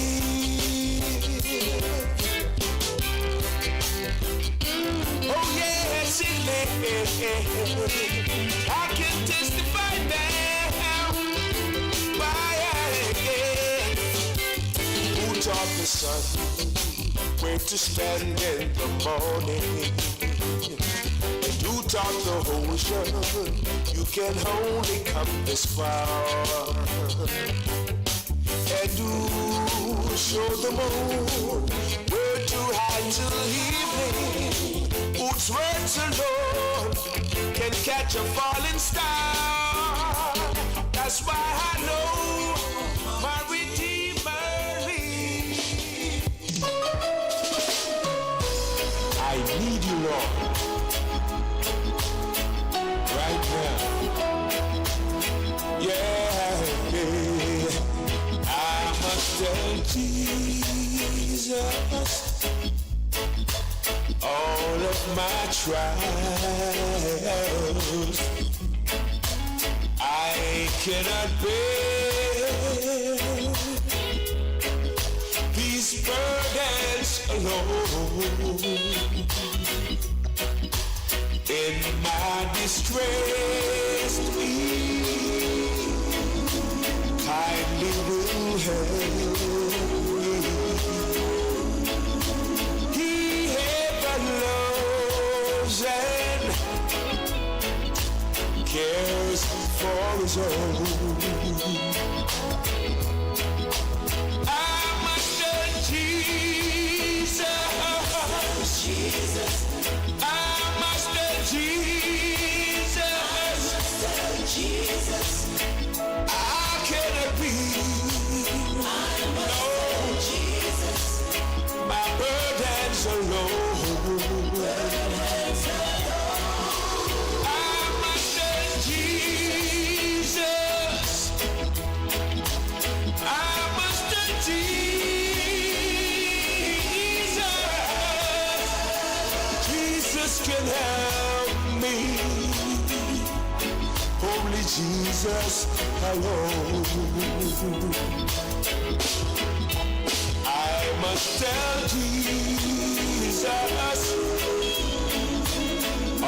of my troubles. He is a kind and compassionate friend. If I ask him, he will deliver. Make all my troubles quickly and hand. I must have Jesus. I must have Jesus. I cannot be. I must have Jesus. My burdens are low. I must have Jesus. I must have Jesus. Jesus can help me. Only Jesus alone. What must I do?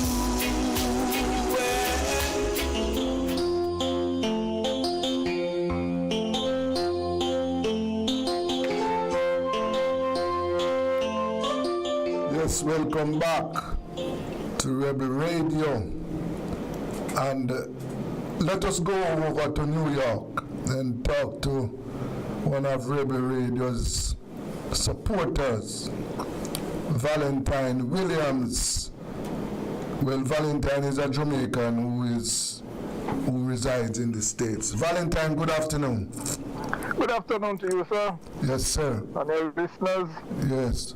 You know, one of the things that I don't know if you're aware of, but I know you were aware of this, that you remember when Jamaica's Foreign Affairs Minister, Kamina Johnson-Smith, when Jamaica made a bid to take over the post of Commonwealth Secretary General. You remember that? Well, yes. Well, arising out of that decision there, a Jamaican-born Mr. Wilfred Rattigan, who is Jamaican-born, but he worked with United States Law Enforcement Agency. Yeah, former FBI agent or something. Right. Well, he took out a lawsuit in Jamaica to get the government to declare its hand. But yesterday the court ruled against him, against his lawsuit. So the court cleared this Minister Johnson-Smith, but left the door open for him to appeal the matter. I don't know, you recall that incident, right? Yeah, I recall the incident. I've seen something, but I haven't read it as yet. Yes. I've seen a headline about it in the paper. Yes. It would get paid. Yes.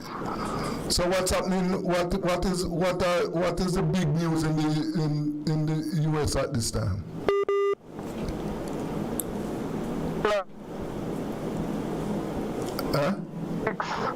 In politics, yes. the Democratic Party have gained some strength last night with the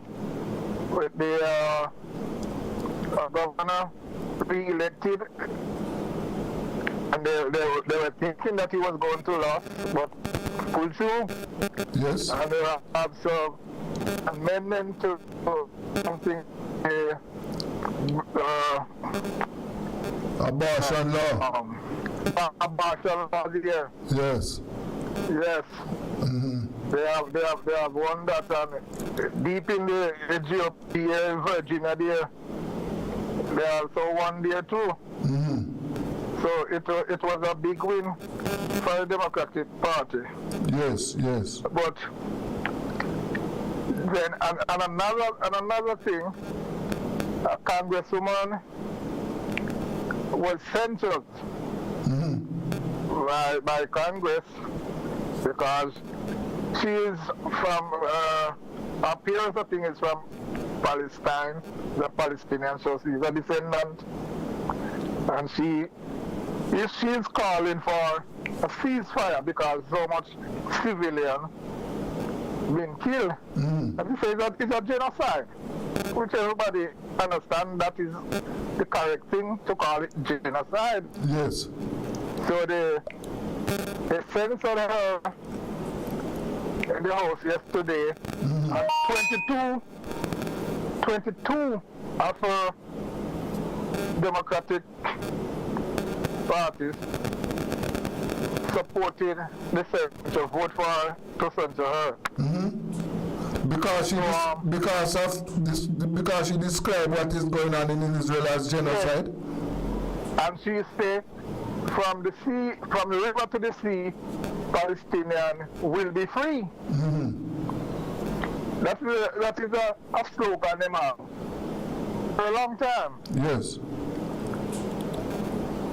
And they say, well, she's advocating terrorism and all type of stuff. So 22 of our fellow congressperson voted to censor her.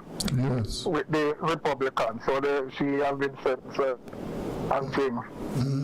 But from what I get to understand and what I've heard, a lot of Democratic supporters are really going after the president because he is not firm enough. I'm calling, Yes. He's supporting the Israelis.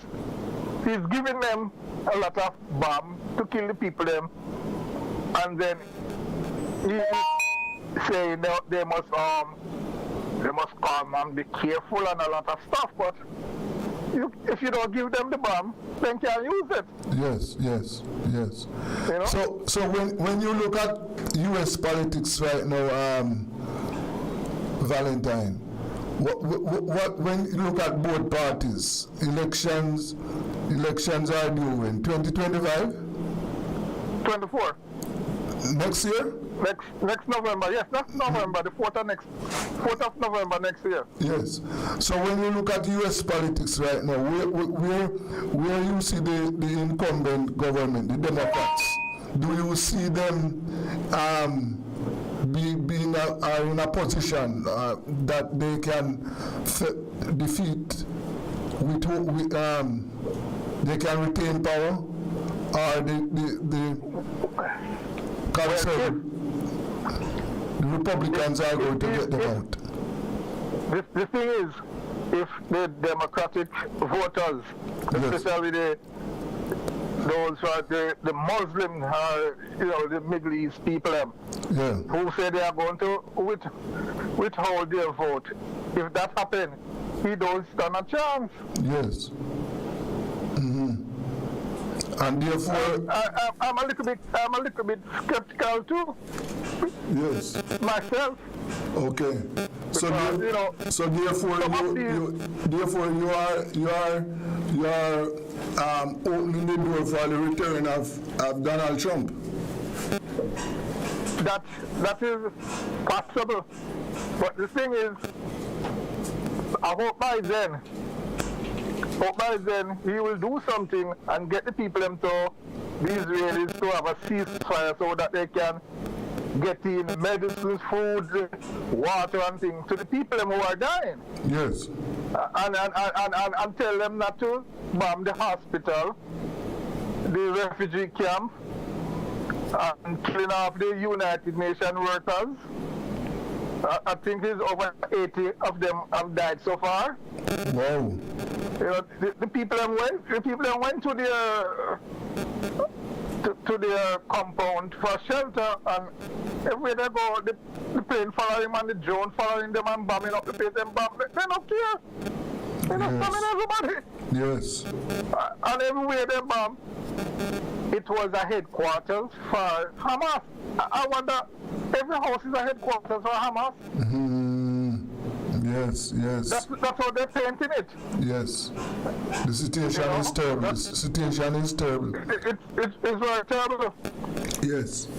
And I on the airwaves, I don't see the major news agencies carrying this, but I observe that there are street protests, huge street protests in the United States against what is happening in Israel too. I observe that.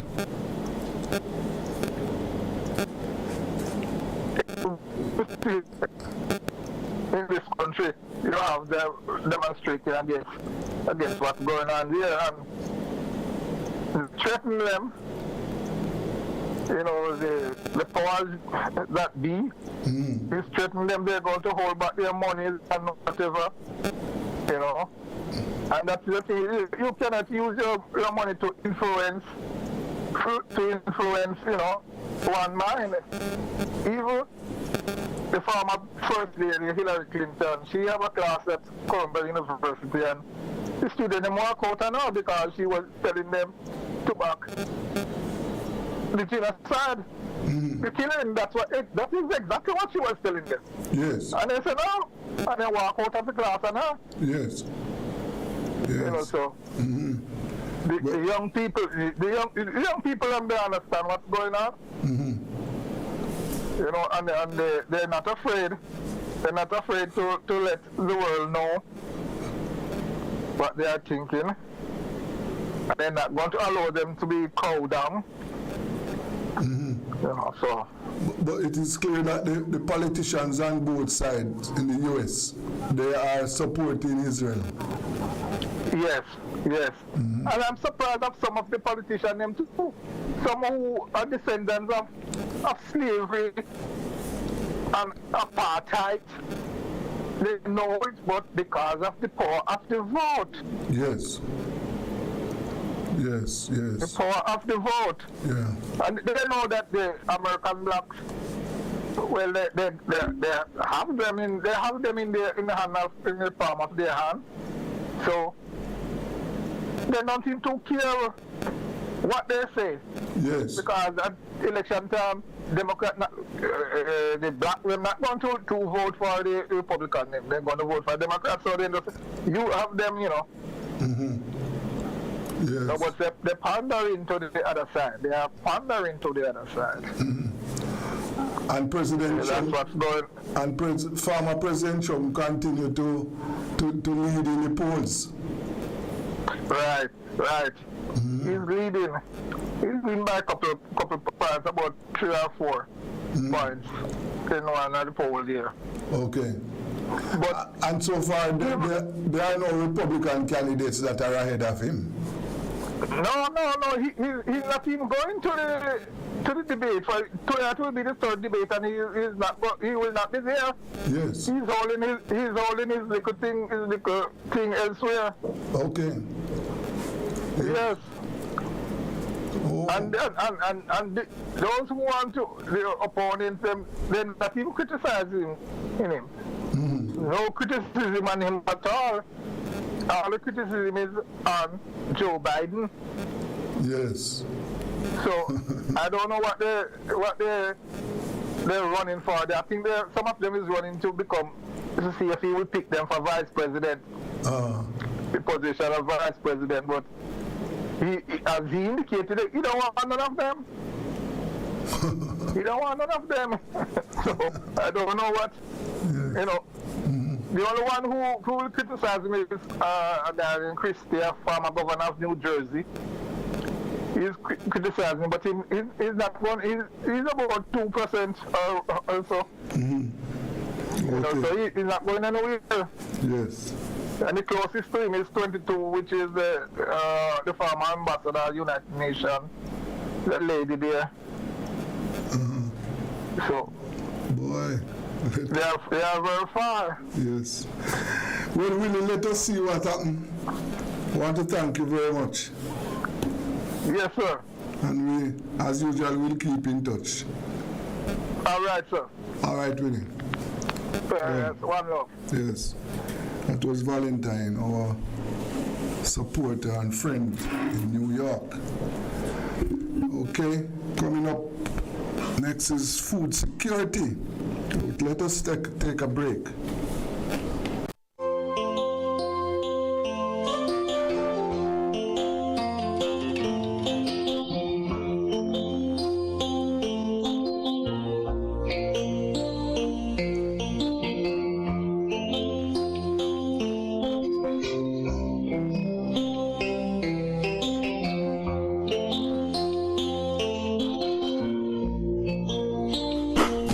It's the Everybody Sale at New Budget Supplies. Do-it-yourself professionals and contractors. This is the sale for you.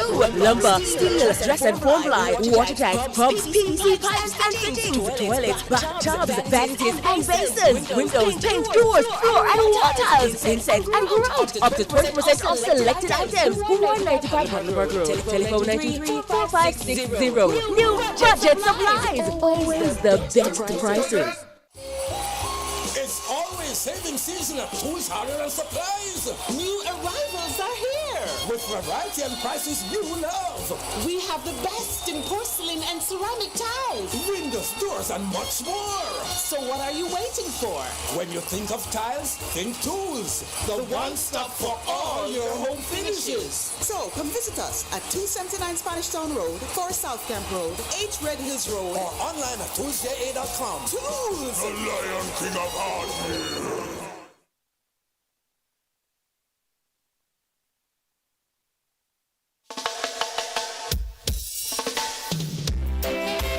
Mothers out there, the ones that have passed, and the ones who are still here with us. God bless. I remember Mama and the love that she gave. Building her bedside, I could still hear Mama say, people are better than you, George. Don't you let them down. I remember Mama. We went to school with doors in our shoes. We didn't have much, but the Lord saw us through. I'm kept family together. I remember Mama in the happy day. She packed her lunch in an old greasy bag. Might have seemed empty, but it was full from the head. Way deep down inside, I remember Mama in the happy day. I remember Mama in the happy day.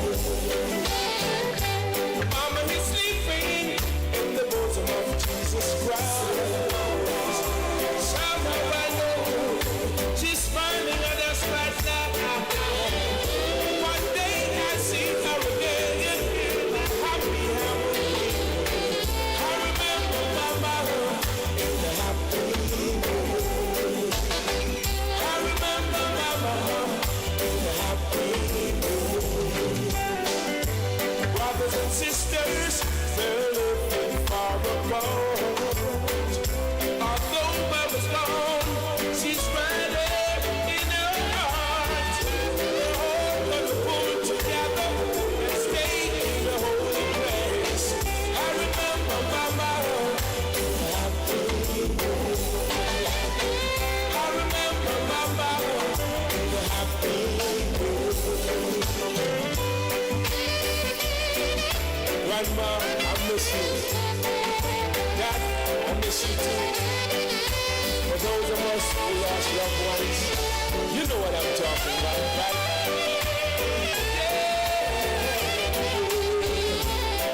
Lord Almighty. Now Mama is sleeping in the bosom of Jesus Christ. Somehow I know she's smiling at us right now. One day I see her again. Happy Halloween. I remember Mama in the happy moon. I remember Grandma in the happy moon. I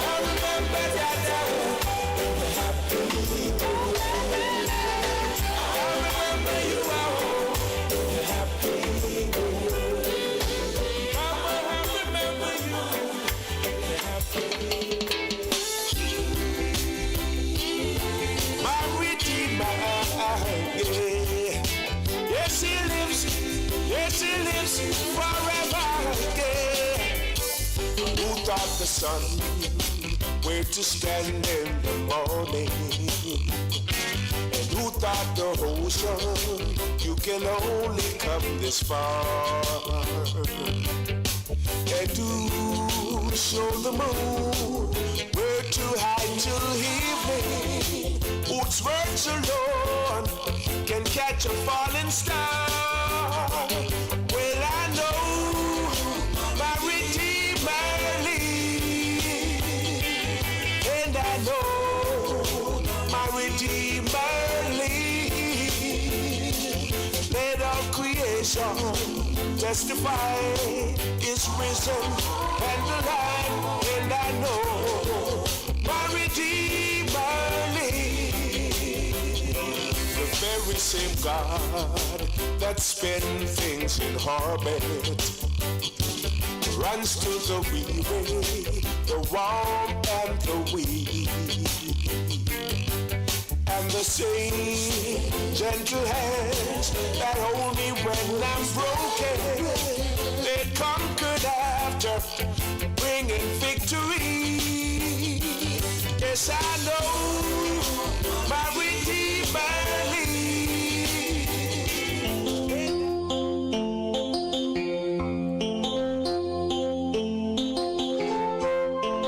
Yes, welcome back. And it's time for food security. Yes, that's a program where we discuss the agricultural affairs of the country. And we have with us the senior agricultural consultant, Maureen Denton. Sister Maureen, good afternoon.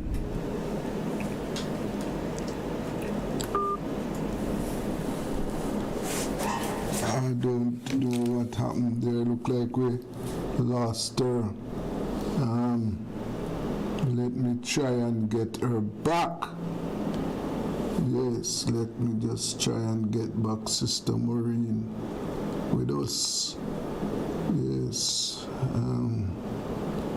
we lost her a while ago. Yes. Well, what is happening on the agricultural Sister Maureen? Yes, hi. Okay, good evening to you, ma'am.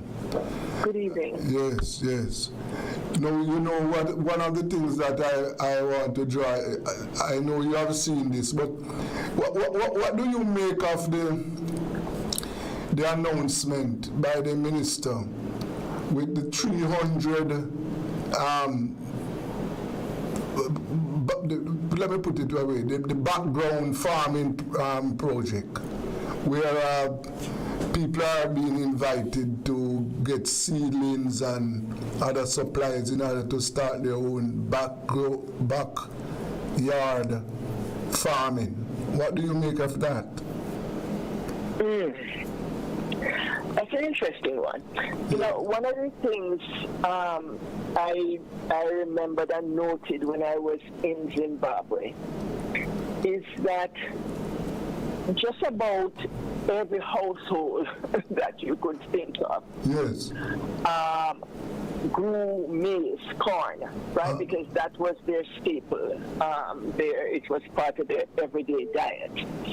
So you found everybody, whether it's in their backyard, on the roadside, any little piece of area they could find, they would grow maize.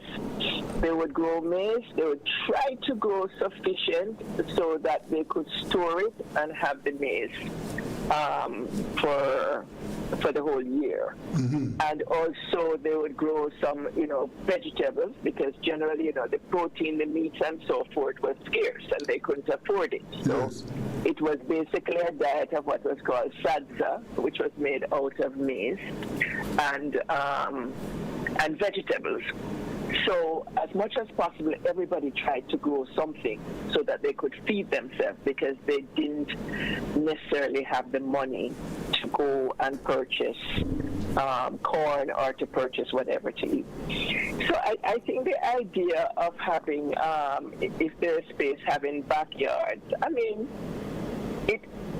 it's a different type of project, right?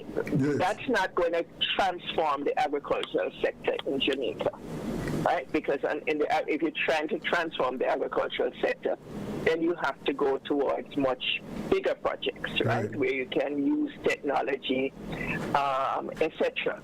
But in terms of having persons in the home growing certain things to feed themselves, nothing wrong with that. Yes. But the key thing is that we have to scale up agriculture on a much larger scale if we're talking about food security for Jamaica overall. Right.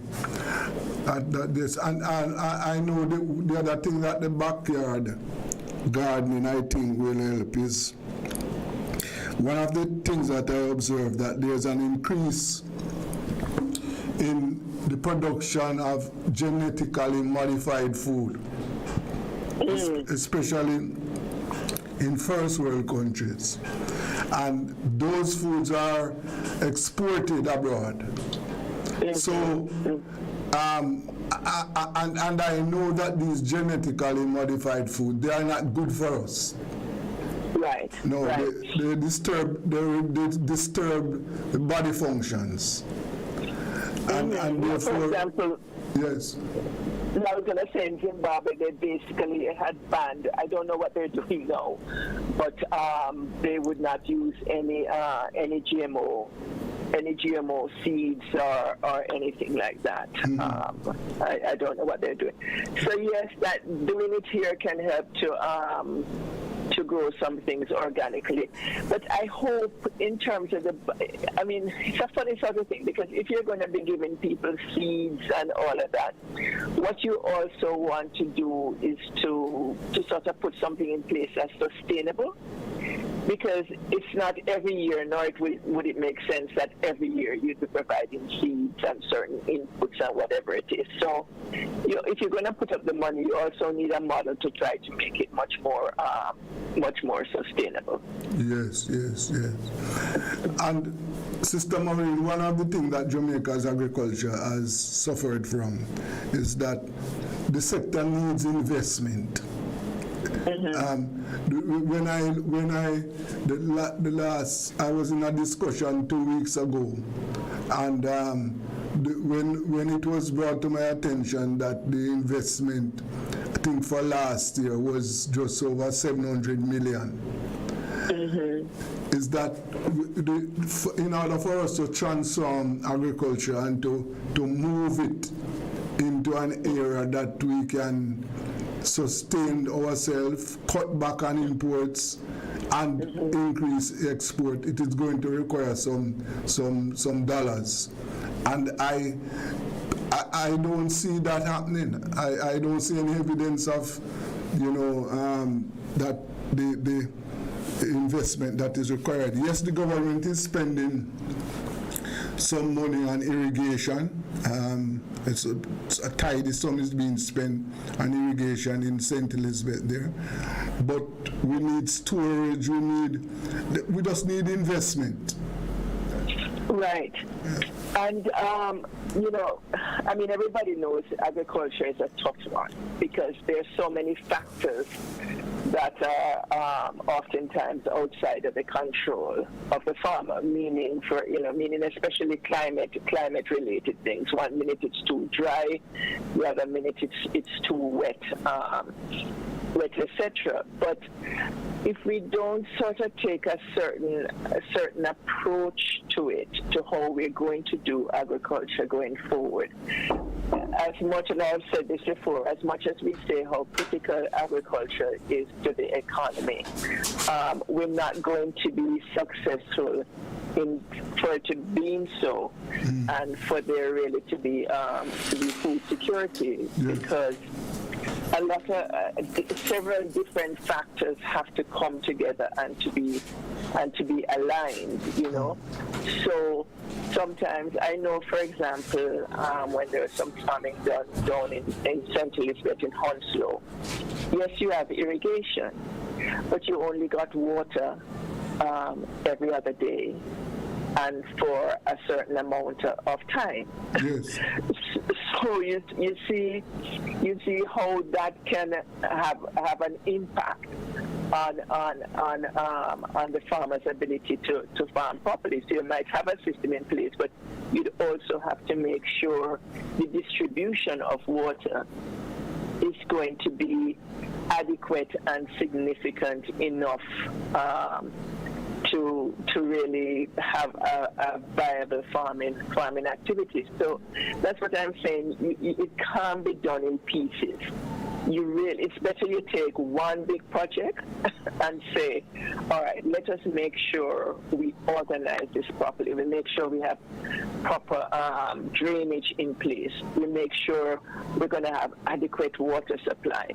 We're going to make sure that we can test the soil properly before we plant. We're going to make sure that the inputs are there, the equipment is there to prepare the land, and to do a pilot from that and see. But it can't be piecemeal. You put in irrigation, but you don't have sufficient water supply. It's almost not, then the value of the irrigation is the irrigation systems are partially lost. Yes. And also, we would like to see, I think it is important for us to see the return of some of the big players in agriculture. Like, for example, I recall that Grace Kennedy at one time was in agriculture. They are no longer in agriculture system. No, Grace contracts with farmers. Yes. Contracts with farmers overall. So for example, Grace leased from a private owner over 100 acres of land down in St. Elizabeth. Yes. And then it sublet those to farmers. And those farmers would have contracts with Grace to grow for Grace. Yes. So that is the way it has been done. But the other thing is, for the large investments to take place in agriculture, you need sizable acreages also. Yes. At 10, 15 acres is not going to do it. You need 100, 200 acres and more for you to really get the economies of scale and to be able to mechanize and to put certain systems in place to get the benefit from agriculture. Yeah. So the other thing is, when you look at those other countries, there's just large areas of land that are devoted to just growing crops. So when we convert some of our agricultural lands into housing, that's lands that are generally decent soil. Generally, some of them have irrigation or some type of infrastructure, and you take those lands and convert it into residence. That's just counter what we're trying to do in terms of food security. Certainly. I'm saying go build on the hillside, go build on the rocky. And the lands that are not good for agriculture, but in my view, don't convert good agricultural land into residential property. No. We don't have enough land to do that. No, we should do that. And if we do that, we are going to pay for that down the road, because what we should be doing is that we should be looking at ways to improve production, so that we can feed ourselves and export and cut down on the amount of money that we are spending to import food. Now, exactly. Yes, I know the policymakers must see what happened earlier between last year and this year with the war between Russia and Ukraine. How it had impact on our agriculture. Exactly, and just before that with COVID, in terms of the whole upheaval, in terms of supply chains and all of that. Yes. So we must strive to reach a certain level of food security in the country. Because if you can't at least provide certain basics for your population, then we have a serious problem. And we have the ability and the capacity to do it if we properly organize it and coordinate it. We can't grow everything, right? We know that. We'll have to import certain things. So we're saying those things that we can grow to feed ourselves and also to export, we should put the focus there. Certainly. And it's not that attempts are not being made to do it, but it's a sustained attempt. You know, things are started and then they stop and they're not completed, or all the pieces. You know, we saw with the onion farmers, if you're going to tell, you know, if farmers are going to be growing onions, then we have to manage the imports of onions, right? So it doesn't impact the local production. We also have to make sure we have proper storage facilities in place so that the onions, you know, if we have a bumper crop, the onions don't spoil. All of those things need to come together. We can't wait until when the farmers have all of these onions and we're running around trying to find drying and storage facilities. Certainly. Let us sit down and properly coordinate that, put it in place, and say, okay, grow onions. You can grow as much as you want because we have the drying facilities, and we'll be able to dry them and store them so that during that period when we have to import, we won't have to import. We'll have our local onions. Right. Let us just take a break there, Sister Maureen. Hold it there for me. This is food security, and we're talking to Sister Maureen Denton. Let us go for a break. This is Rebel Radio.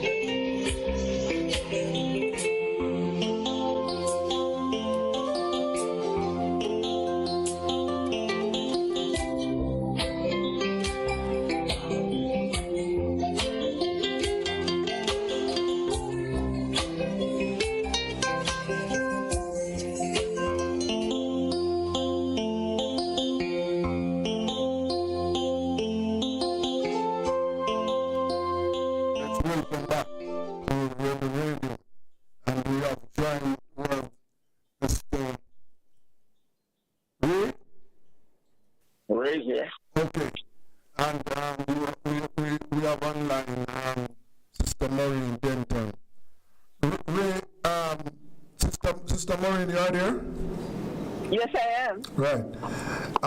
Ray, before you join us, myself and Sister Maureen were talking about the fact that the agricultural sector needs investment. You're aware of the government backyard program, farming program that was announced recently. But the issue, when you look at the agricultural sector, it needs, in order for us to transform the sector, it needs some investment. And I am not seeing that. I don't know if you see any signs of that. Ray?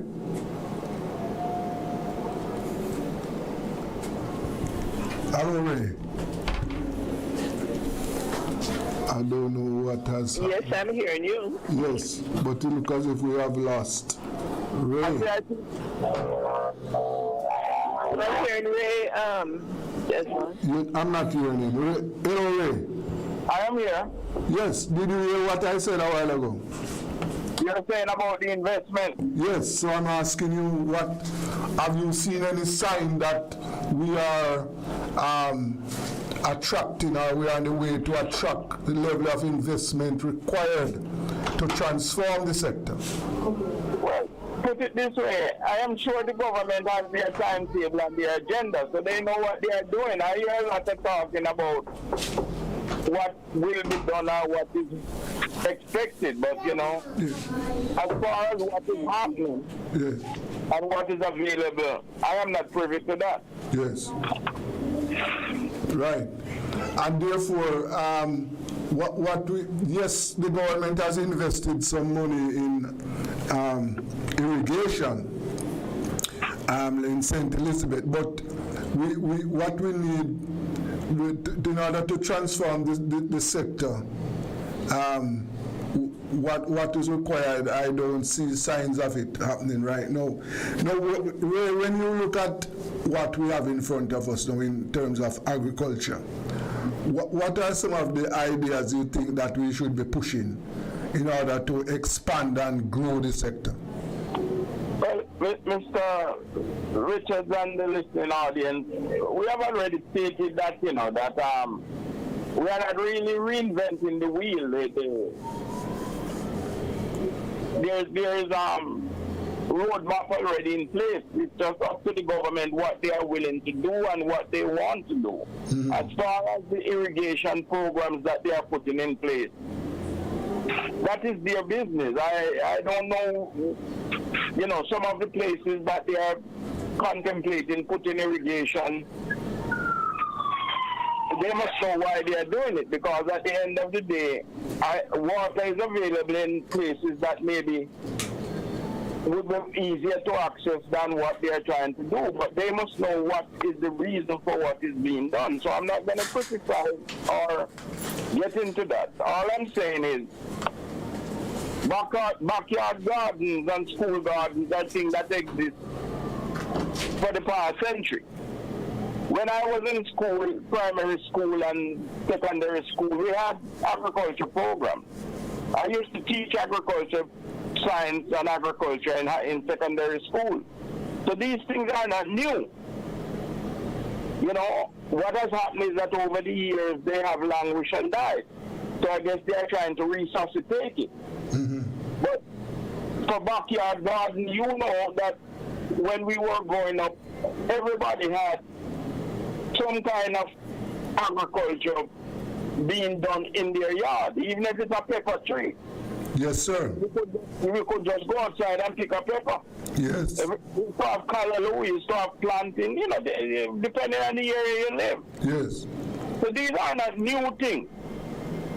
As for the urban setting, yes, I can understand. But again, at my age, I'm tired of talking. Talking is not helping us.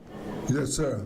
What I want to be a part of is something that is happening. So, as I said, the government has their agenda and their timetable. So, if they ask me for my advice or my input, it will be provided. But at the end of the day, these things are not new to us. No. So, no. I know that with the existing situation with climate change and global warming, there is all kind of monies out there. And these monies can be channeled into these kind of programs because we're talking about food security. Yes, sir. So it's up to the government when these grants and these money come in, it's up to them to look and say, what are the best things to do with it? And if they are going to invest it into community programs and education, then, it's not for them to reinvent the wheel. All they have to do is pull out the resources that are there and upgrade it with new technology. So at the end of the day, this is my position. I think one of the things that is happening right now with agriculture and the food sector and the environment, it has reached a point of where frustration is overwhelming us because we hear a lot of talk. Mm-hmm. But we are not seeing, if you travel around the country, we are not seeing these things. Years ago, we used to have more things that we could see. Years ago, you could go to Canewood, you would see acres and acres of pineapple. So, as I say, I don't want to get into the talk shop. I am just interested to know if we're going to do something. I have already made my position clear. Yes. And what little is left, I am willing to make my input. And if we can make any contribution to the sector, fine. Yes, sir. But these are not new things, Mr. Richard, and the listening audience. You know, everybody who is over 50 know about school gardens and backyard garden and urban agriculture. Yes. So these are not new things. It's not like we're going out there to say, oh, this is brand new, it has never been done. No. All we're doing now is saying, to increase our food security, we need to go back to these things. Yes.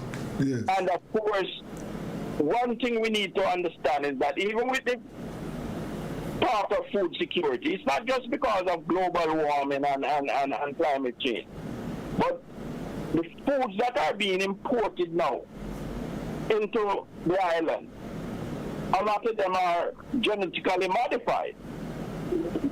So you find that these genetically modified foods are not good for us.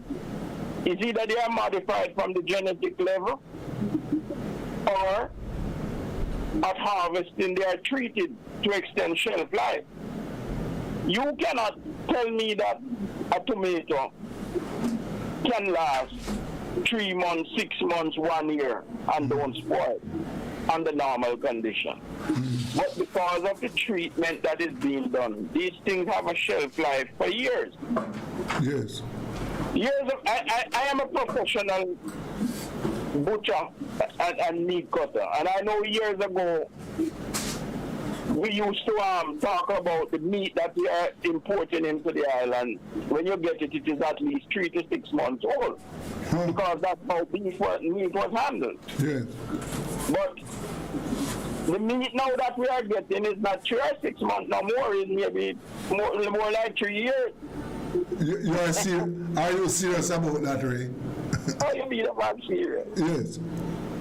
Yeah, because you see the meat have to go through a curing process now, an aging process. So if it is slaughtered in 2020, it may be just reaching us on the market now. Because that's the way it works. You know, that these are imported meat. But nobody is telling you these things. And when it comes to you, it looks fresh. It looks as if it just killed because of the treatment process that it goes through. And then what goes into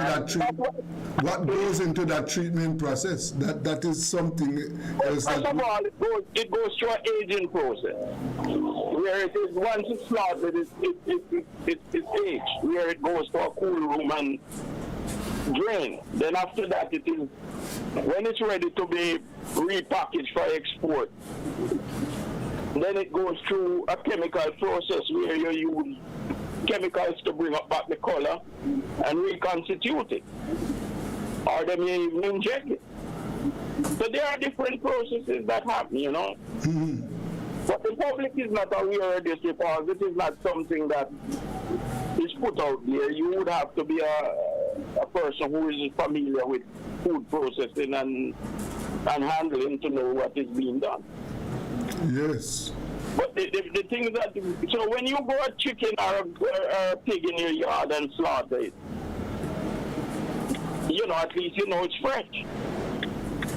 But when you go into the supermarkets and meat shops and buy meat, you don't know how old they are. The butcher don't know. When he orders meat and it comes from wherever it comes from, they don't tell him that this was slaughtered 12 months or 24 months ago. He order meat and he get meat. Yes.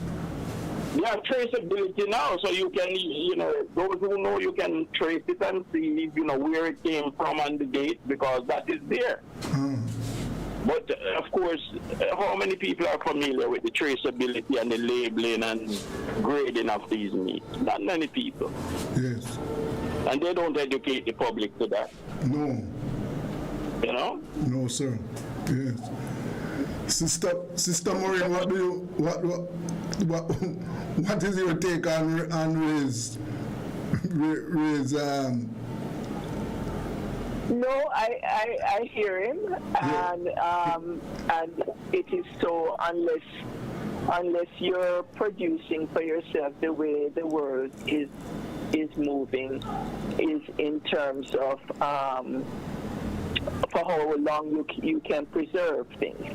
And in some instances it works, right? Because, for example, when it comes on to vegetables, vegetables can be dehydrated. And if you dehydrate cabbage or you dehydrate onions or whatever it is, that dehydrated product can last for 2 years, 3 years, and you're preserving all the nutritional value in it, and you just really have to add back water to reconstitute the produce. So that is one of the things I've always been interested in, us going in that direction of dehydration, because I said it helps during the time of overproduction, and you can actually store the produce for quite a long time and still maintain its nutritional value. Yes. It's better than frozen, and it's better than canned, right? So there's some, and that's not any process that is injecting anything strange. It's really just a drying process. That can be done. But I guess when it comes to meats and other things, now that's a whole other different things as to how they're cured. Remember, there's a time when we used to use, before the refrigerators and all of that, things were salted to protect them and things. Yes. Now, of course, there are other, I guess, genetical ways that are being used to prolong the lives of things, or to modify the lives, or to get better results. So we have to, in my view, sift through and get the best, because at the end of the day, our body and what we consume is what's going to determine how long we live and how long we're able to have children and to have generations coming after us. So it's an important balance between healthy living and some of the other methodologies that might be out there that are convenient, but not necessarily healthy. Yes. Ray, you being a person with experience with the meat industry. Now, what has happened to our cattle industry? That has virtually disappeared. You what? Cattle? Yes. Mm-hmm. Well, there's some semblance of livestock still existing, But as we know, that has been in decline for the past 30, 50 years. Yes. And to rebuild a cattle industry or a livestock industry, it's going to take us years. It takes us, if it has been in decline for 30 to 50 years, it means that we're going to have to at least give it another, if we're serious, it will take us another 10 to 20 years to bring it back to any semblance of noticeable numbers, Yes. regardless of the technology that we are using. So basically, that is something that we know, and they are saying that, yes, we have cattle and we are doing this and we are doing that, but at what level, you may have people showing interest in it, but the level of interest that existed back in the 70s and 80s, that is no longer there because of the technology and what it takes now, the land that is required and the capital outlay that is, how many people are going to be willing to reinvest that? So again, it's not something that I would say that is going to happen overnight. It's going to take time. So maybe what is going to happen, we're going to end up with imported meat and we're going to use technology to make meat because that is being done, you know. Yeah, technology is out there now that we are growing meat in the lab. So maybe that's where we are headed. Well, I don't even want to think about that. Well, but for those of us who know better, we will do better. But for the younger generation who don't really understand, they maybe will fall for it. But for the point that Mr. is making is that, you know, for all of these things, if we don't start putting a plan and implementing, you know, years just pass and years just pass, because as he says, if we want to revive the cattle industry in Jamaica, we have to start putting things in place. It's just like if you want to have an apple orchard, you know, you have to plan, you know, that in 3 years' time. So if we just keep talking and we don't start putting specific things in place to lead to the outcomes that we're looking for, as he says, it will just remain tough. And 10 years will pass when we could have done quite a bit, but we didn't do anything. And so we're still in the same place. So the bottom line is we have a lot of plans out there. We know what needs to be done, all this sort of stuff. Get back around the table, see how they need to be modified, and start implementing. Yes. You've got to start implementing. You've got to start doing something. We're so behind, and we're going to be left further behind if we don't start doing concrete. Well, I just want to say, for those of us who have traveled through the Caribbean, you know that every Caribbean island, from the smallest to the largest, used to have substantial agriculture. Yes. If you travel now into the Caribbean, you can pick the few places that still have any semblance of agriculture. If you go to the smaller islands, that's non-existent. Everything that they consume now is imported. And unfortunately, at the rate at which we are going, I would say in another 10 years, if we continue along these lines, that's exactly where we are going. We won't be any better than those islands that have no agriculture, because we are losing it, and we are losing it very fast. As far as the agro-processing is concerned, for the most beneficial way for processing is using your natural resource, which is your sunlight. So if you're using sun instead of radiation and chemical treatment, then you're looking at basically a healthier way. But if you're going down the road of processing using chemicals and radiation, then of course, you know, you have to look on the long-term effect of that on the health of it. So the lady earlier mentioned about dehydration and all that. Yes, if you're using the solar energy and the natural ways, then those are ways that I know are beneficial. But if we're looking at chemicals and radiation, and even what is being done now with the fruits to extend the fresh fruits in their shelf life, that you have to look at, because those have long-term effect on the body. Okay? Yes, yes. And Ray, another thing that is more, well, I recall down the road that, for example, we had a vibrant milk industry, locally produced milk. Now, that has been destroyed. Most of the milk consumed in Jamaica is imported milk right now. As a matter of fact, milk powder. Yes, milk powder now that has replaced milk. What has happened is that we used to be self-sufficient in milk, just like we're self-sufficient in maybe poultry now and maybe egg.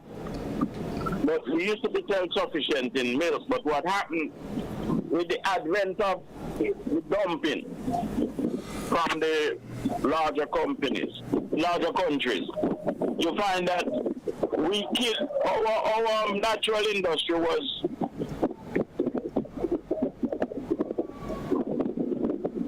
killed for dumping. Yes. Because I remember when we used to have so much milk that when we realized that milk powder was taking over on the PL 480 program, that is where the PL 480 program was where we were given grains and milk as aid. Yes. So what happened is that we had so much fresh milk that the farmers used to just have to, when their coolers fill up, they used to have to just dump it. Because they had no condenser, nobody to take it off them, and the price was so low. So those were some of the things that destroy our fresh milk industry. Yes, sir. And now that we are seeing that we need to bring it back, but what substantially is happening? You can count the dairies that exist in Jamaica today. I don't know if we have 10 proper dairies. Yes. Now it turned out that the bauxite companies, Alcan and them used to do a lot of cattle because they used to use the land before mining and after mining for cattle rearing. Yes. So Alcan maybe have about 12 dairies across the island. And those dairies weren't, a few of them maybe was demolished, but most of them still exist. It's just that they are in running, that they have been used for maybe 10, 20 years. But it don't mean that this government and any subsequent government, if they are serious to get things up and running right away, we could revisit some of those milking facilities and we could basically resuscitate them. Mm-hmm. And we could have, we could cut the time that it would take to bring back the milk industry. But that again is a joke. Because who really know about dairying and there's a dairy board, but how much are they doing? How much do they know? Do they even know that these facilities exist?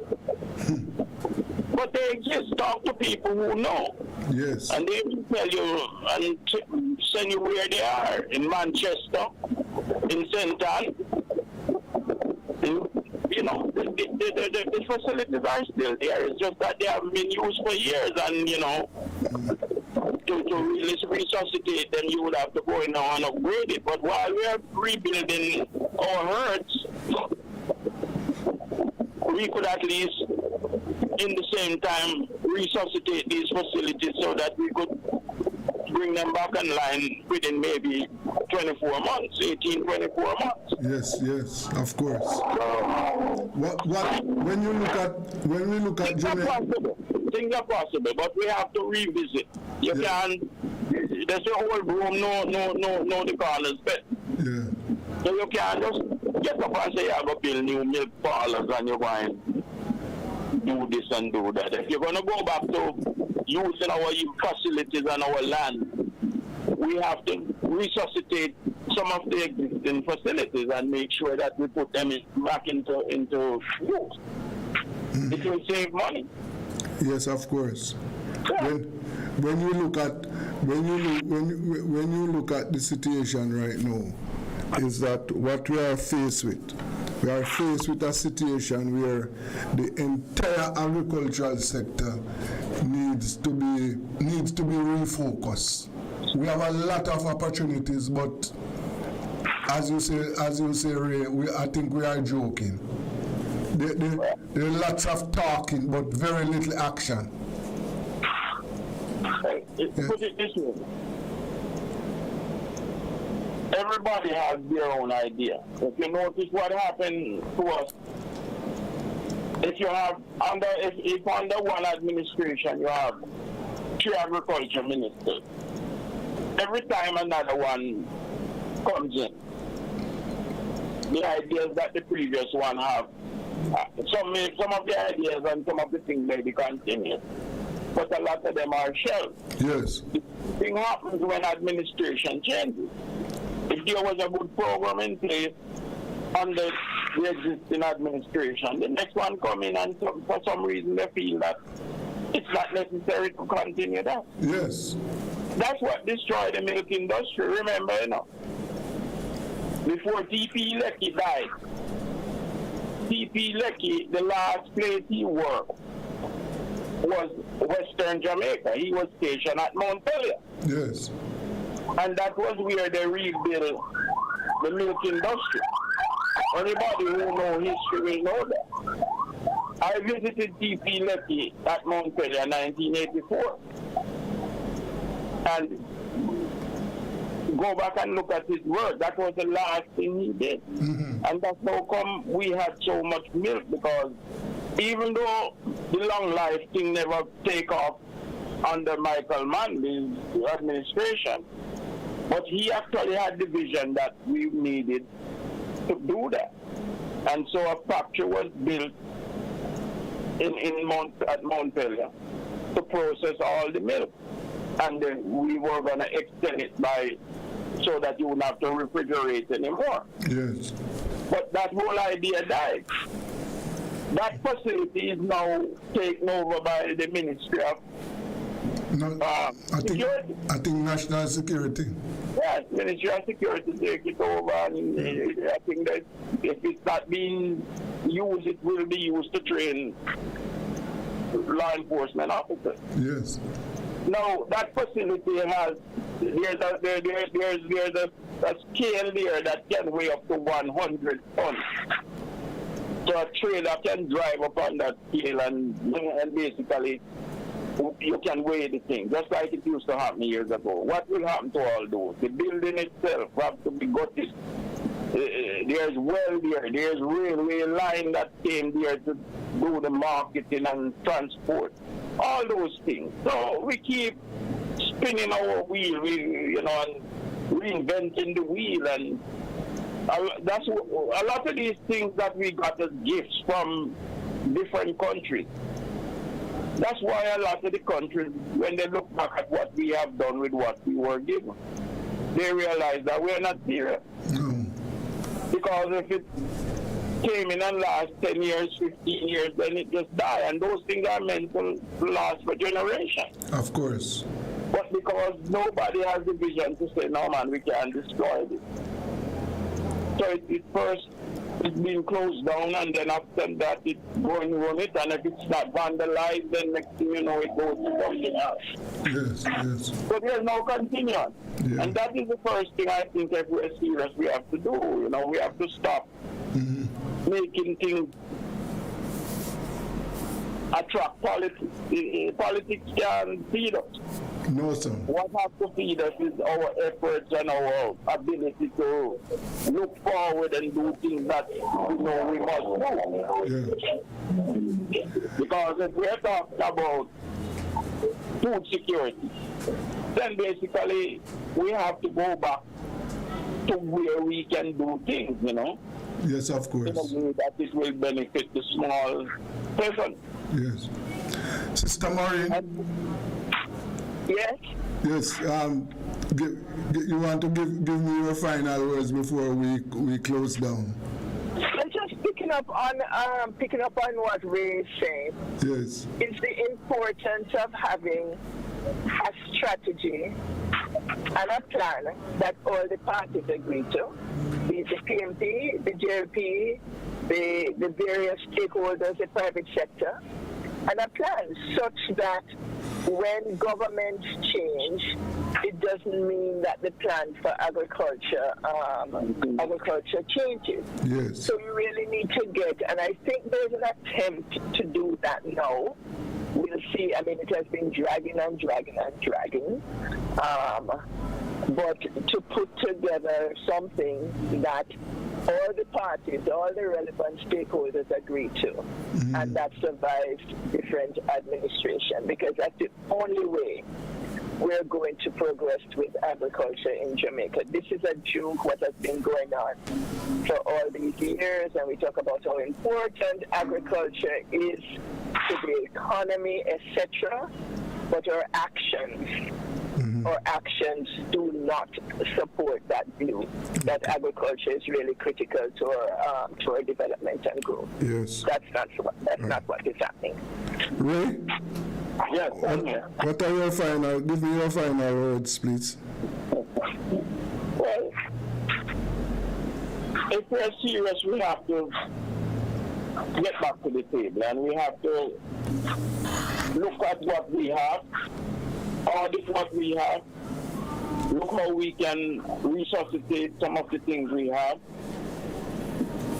and apply new technology. Then basically we upgrade and try and move forward. But of course we have to remember that nothing that we're talking about now is new. Yes. These are things that existed, and some of them existed 20, 30 years ago. Okay. So it's not a new thing. We just have to look back at it and say, all right, we need to do it this way. Let's improve it by doing it this way. Right. And then incorporate new technology. Okay. Well, I want to thank you very much. I want to thank you, Sister Maureen. My pleasure. Yes, and as you know, this on Wednesdays, food security is our regular program because we have to continue to look at ways that we can improve our food security. So have a good evening, both of you. Thank you very much. Thank okay, you. right. Okay, bye-bye. That was agriculturist Ray Hill and Maureen Denton, and concluding food security for this week. You know, we'll be back next week to talk about how we are going to improve our food security. Yes, this is Rebel Radio. Let's go for a break.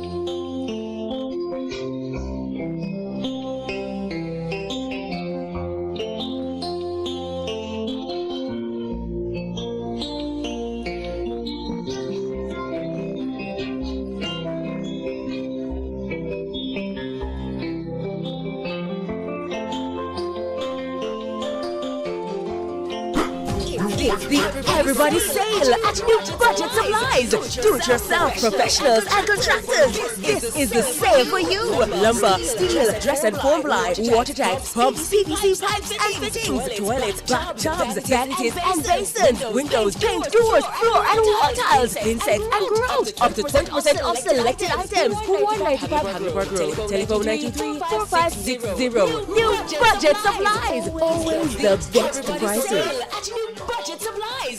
Do-it-yourself professionals and contractors. This is the sale for you. Lumber, steel, dress and foam ply, water tanks, pumps, PVC pipes and fittings, toilets, bathtubs, vanities and basins, windows, paint, doors, floor and wall tiles, insects and grout. Up to 20% off selected items. 195 Hagelberg Road. Telephone 923-4560. New Budget Supplies. Always the beat everybody's sale at New Budget Supplies. Do it yourself. It's always saving season at Tools, Hardware and Supplies. New arrivals are here. With variety and prices you love. We have the best in porcelain and ceramic tiles, Windows, doors, and much more. so what are you waiting for? When you think of tiles, think Tools. The one-stop for all your home finishes. So come visit us at 279 Spanish Town Road, 4 South Camp Road, 8 Red Hills Road, Or online at toolsja.com. Tools! The Lion King of Hardware.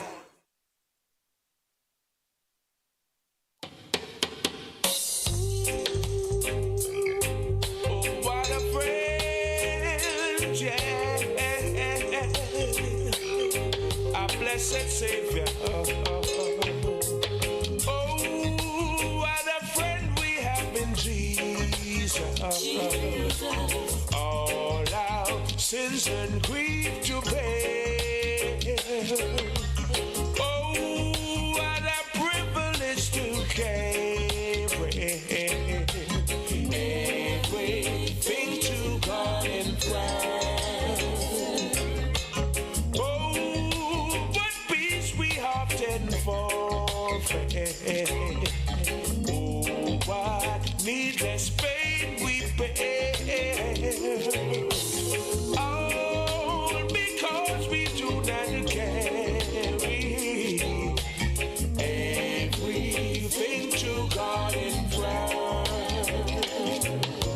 And with trials and temptation, is there trouble everywhere? We should never be discouraged. Take it to the Lord in prayer.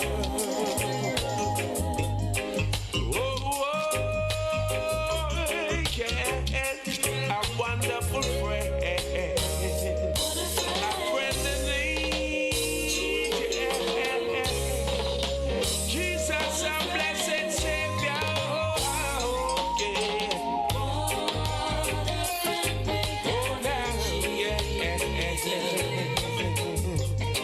Take it to the Lord in prayer. The burden we bear. Happy to know that Jesus can. Can we find a friend so faithful? Who will all those sorrows share? Jesus knows our every weakness. Take it to the Lord in prayer. Oh, we weak and heavy laden, cumbered with the load of care. Precious Savior, still have a refuge. Take it to the Lord in prayer. Can we find a friend so faithful? Who will all our sorrow share? Jesus knows our every weakness. Take it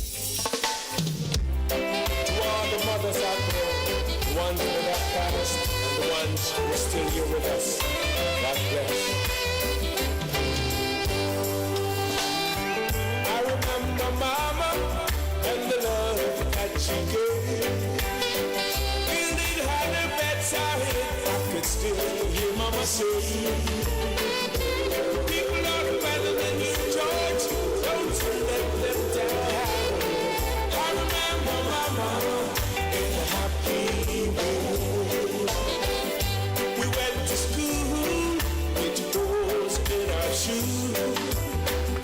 We didn't have much, but the Lord saw us through. I'm kept the family together. I remember Mama in a happy way.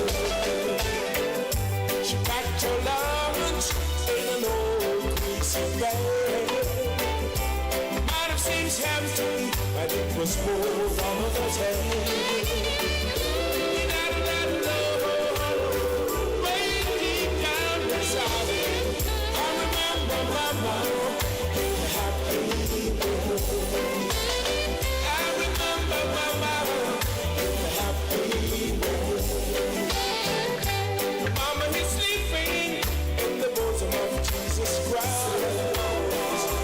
Somehow I know she's smiling at us right now. One day I see her again in a happy way. I remember Mama in a happy way. I remember Mama in a happy way. Brothers and sisters, they're living far apart. Although Mama's gone, she's right there in her heart. They're all gonna pull together and stay in the holy place. I remember Mama in a happy way. I remember Mama in a happy way. Grandma, I miss you. Dad, I miss you too. For those of us who lost loved ones, you know what I'm talking about, right? Yeah. Lord Almighty. Yeah. Now Mama is sleeping in the bosom of Jesus Christ. Somehow I know she's smiling at us right now. One day I see her again. How many have we? I remember Mama in a happy way. I remember Grandma in a happy way.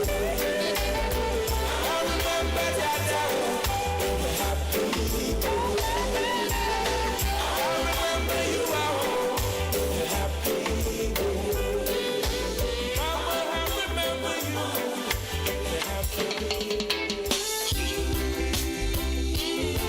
My Redeemer, yeah. Yes, he lives forever, yeah. Who taught the sun where to stand in the morning? And who taught the ocean you can only come this far? And to show the moon where to hide till evening, whose words alone can catch a falling star. Well, I know my Redeemer lives, and I know my Redeemer lives. Let all creation testify is risen and alive, and I know my Redeemer lives. The very same God that spins things in orbit runs to the weary, the warm and the weak. And the same gentle hands that hold me when I'm broken, they conquered after bringing victory. Yes, I know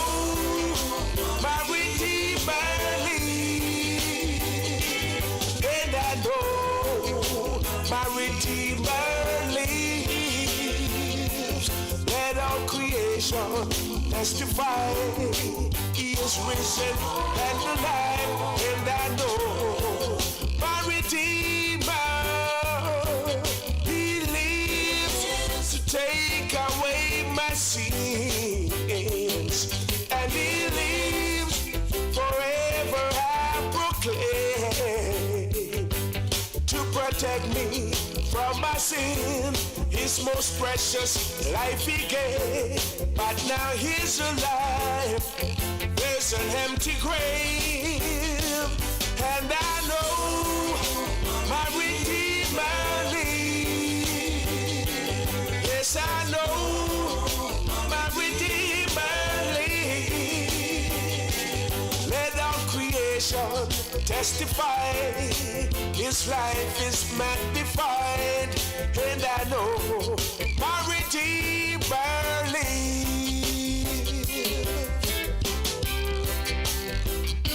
Oh yes, it lives. I can testify now. Why again? Who taught the sun where to stand in the morning? You taught the ocean you can only come this far, and you show the moon where to hide till evening, whose words alone can catch a falling star. That's why I know my Redeemer lives. I need you, Lord, right now. Yeah, I must tell Jesus all of my trials. I cannot bear these burdens alone. In my distress, He kindly will help me. He ever loves and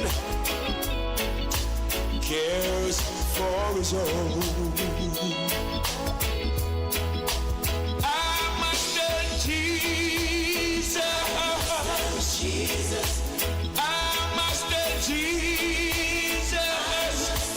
Jesus, I cannot be. I must know Jesus. My burdens alone. I must know Jesus. I must know Jesus.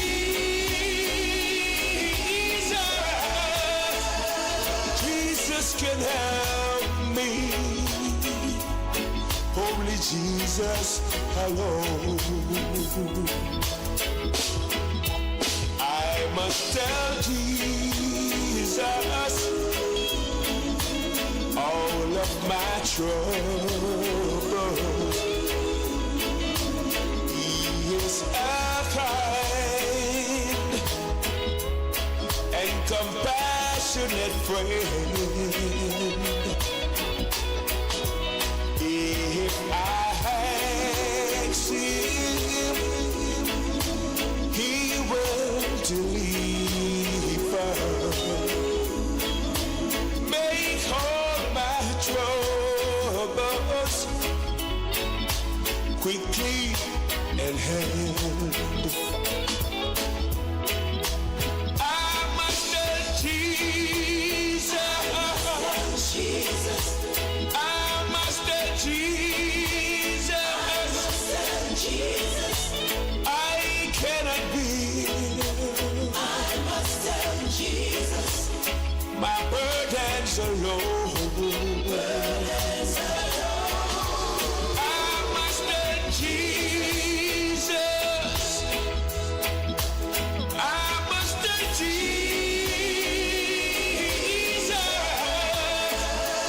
Jesus can help me. Only Jesus alone. What must I do when worldliness calls me? What must I do when tempted to sin? I must tell Jesus, and He will help me over the world, victory to win. I must tell Jesus. I must tell Jesus.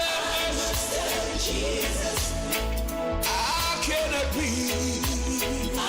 No, Jesus. My burdens are low. I must tell Jesus. I must tell Jesus.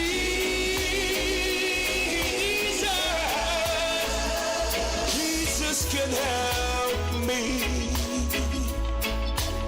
Jesus can help me. Only Jesus can help me. Only Jesus alone.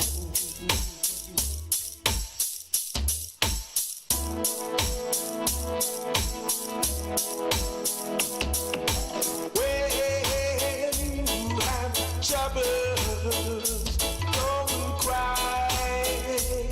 Oh no, no. Just remember that God is standing by. Oh no, yeah. When you have heartaches, don't cry. Oh no, just remember that God is standing by. Sometime when your burden is down, just remember God is standing by. Thank you, Lord. So there's no need to cry. Oh, God is standing by. Thank you, Lord. So don't you worry and don't cry. No, no. When you have troubles, don't cry. Oh no. Just remember that God is standing by. When you come running over, just remember God is standing by. Thank you, Lord. So there's no need to cry.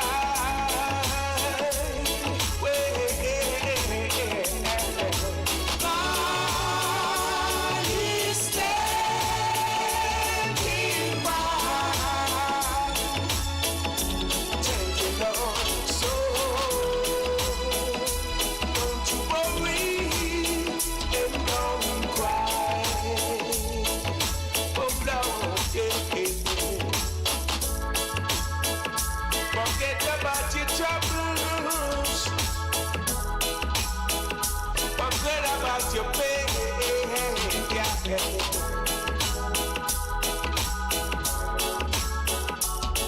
Put your trust in the Father. Yeah. Oh Lord. God is standing by. Thank you, Lord.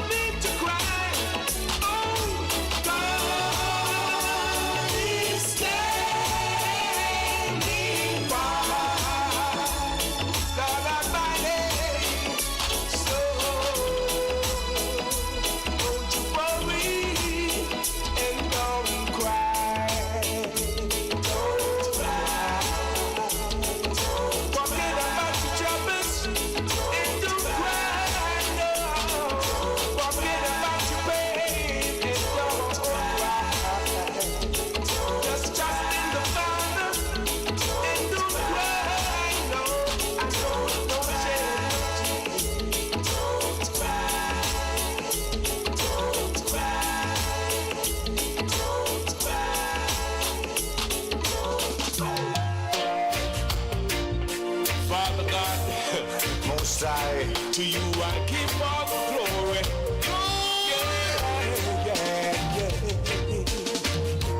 Be not dismayed, whatever betide, God will take care of you. Hear that? Beneath His wings of love abide, God will take care of you. God will take care of you through every day, all the way. Mercy! He will take care of you. God will take care of you. No matter what may be the test, God will take care of you. Lead everyone about the Lord, and He will take care of you. Mercy! God will take care of you through every day, all the way. He will take care of you. God will take care of you. Lord of mercy, glory. No matter what sickness it may be, yeah. No matter what problems you go through, no matter how rough it may be, the Lord promises He will ever take care of you. So God will take care of you. Mercy! Through every day, all the way. He will take care of you. God will take care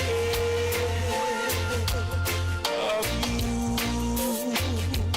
Be not dismayed, whatever betide, God will take care of you. Beneath His wings of love abide, God will take care of you. God will take care of you through every day, all the way. He will take care of you. God will take care of you. God will take care of you through every day, all the way. He will take care of you. God will take care of you. I trust in you right now, Lord of mercy. Oh, yeah. To you I give all glory. Hey.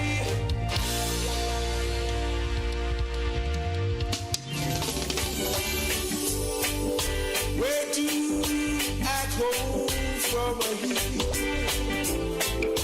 What fate is drawing me? Touch my heart and guide my lips and on the right, oh, through the grave.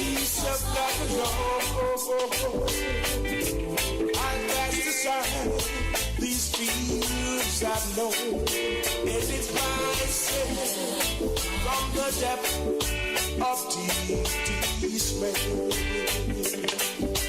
Oh, yeah. Lead me through the darkness and through each gloomy day. Take my hand, oh precious Lord, and help me on my way.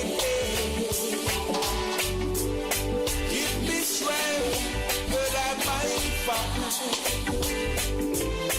abiding faith and peace of mind. So I won't dance where to back home from. Oh, right now, lead me, Heavenly Father, to the promised land I stay. Guide my steps now. Please take my hand. Oh, right now, where do we go from here? What makes this love with me? Please show us the sign. We know you'll be there all time. So give us strength that we might find abiding faith and peace of mind. So we won't ask, where do we go from?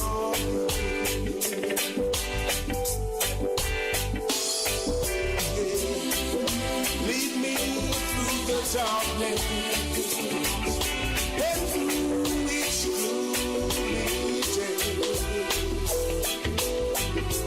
Take my hand, oh precious Lord, and help me on my way. Give me strength that I might find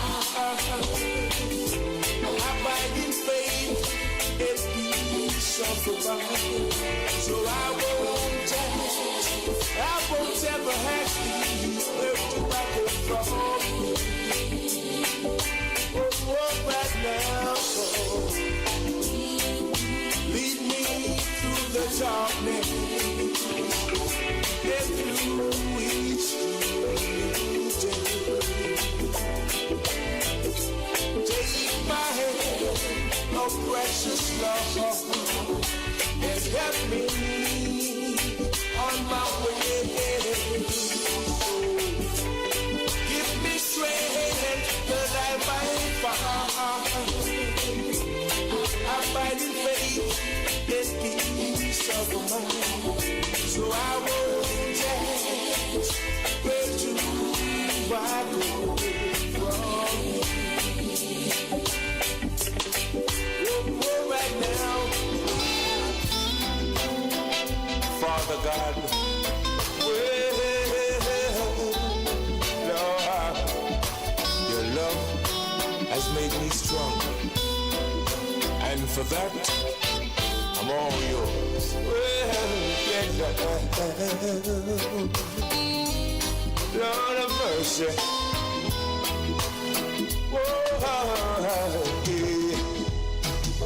Oh God, I'll never find the words, the Lord, to tell you how I feel, dear God.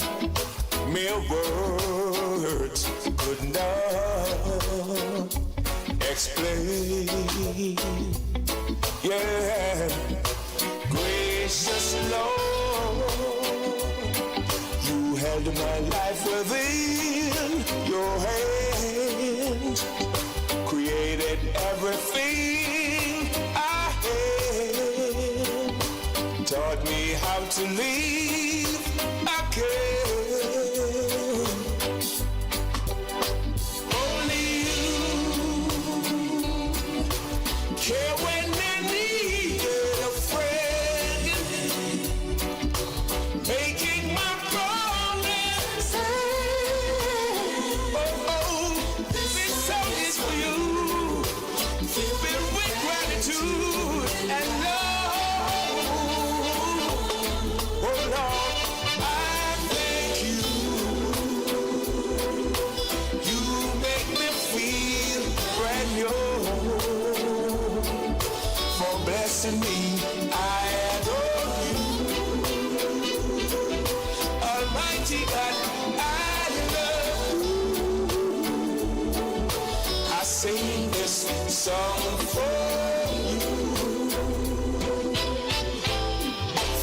God, I adore you. Yeah. My Lord, whenever I was insecure, you build me up and made me sure. You gave my sense of pride back to me. Only you care when I needed a friend, making my progress. Oh, this song is you, filled with gratitude and love. I thank you. You make me feel brand new. For blessing me, I adore you. Almighty God, I love you. I sing this song for you. You make me feel brand new. For blessing me, I love you. Yeah, I really love you. I sing this song for you. Oh yeah. Don't give up, yeah. Just ride out the storm. Hey, you've been in the storm, and it seems like forever. And you nights of confusion has been so long. Your ship has lost anchor, and the storm that you drifted. Just hold on to Jesus and ride out your storm. Ride out your storm. God is still with you. You may not feel it, but you're not alone. You're hurting now, but your morning is coming. Lord have mercy, just hold on to Jesus and ride out your storm. Remember his promise. He said, I never forsake you. Though the waters are troubled, then do you no harm. Don't give up the battle, for your answer is coming. Just hold on to Jesus and just ride out your storm. Ride out your storm. God is still with you. You may not feel it, but you're not alone. Yeah. You're hurting now, but your morning is coming. Lord have mercy, just hold on to Jesus and ride out your storm. Ride out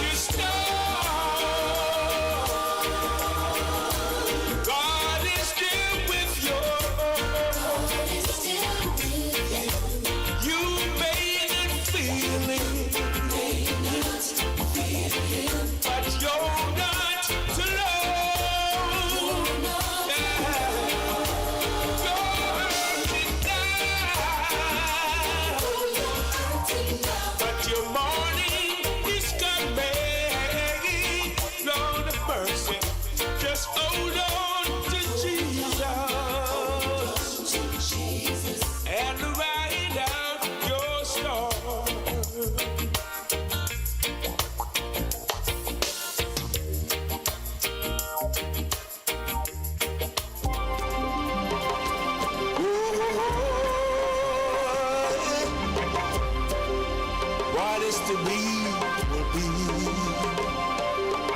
Come me just a come. Come me just a come and me no want no botheration. Come me just a come.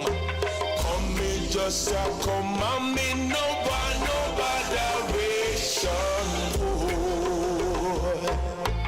Come me just a come, me say that come me just a come. No want no botheration. Come me just a come.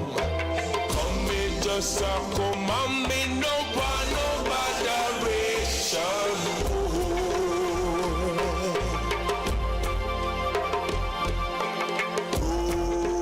Jordan roll, Jordan roll. I want to go to heaven when I die, just to hear Jordan roll, Jordan roll.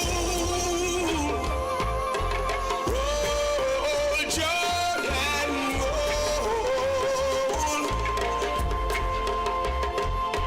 I want to go to heaven when I die, just to hear River Jordan roll.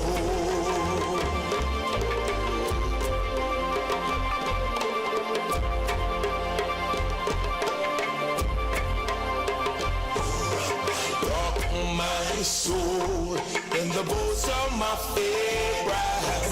Rock my soul in the bosom of Abraham. Rock my soul in the bosom of Abraham. Oh, rock my soul.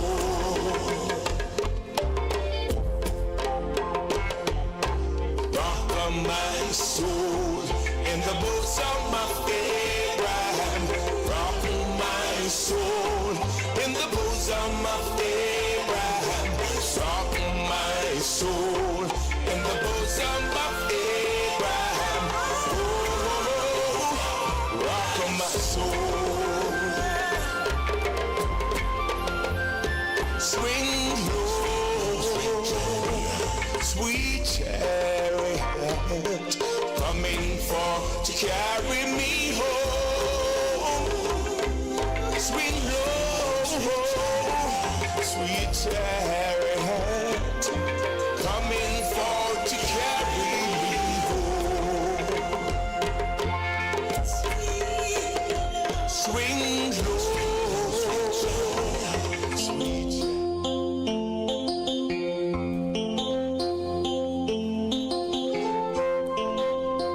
Oh yes, welcome back to Rebel Radio. Yes, and based on what was discussed this morning, we are aware that the Prime Minister announced that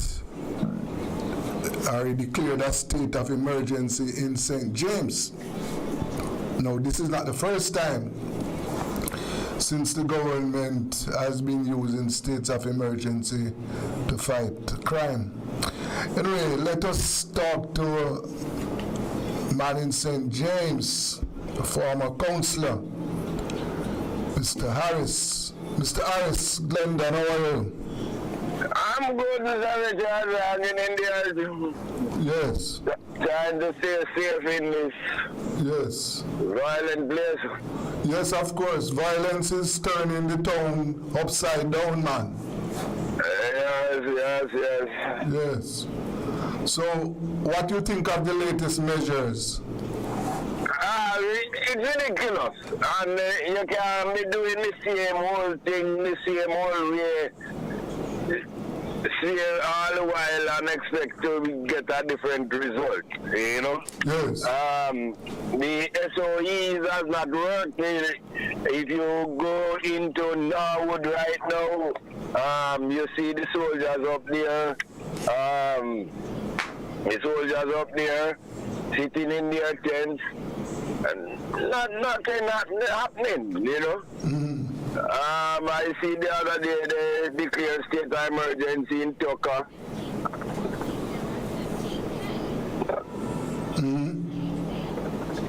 Are you there?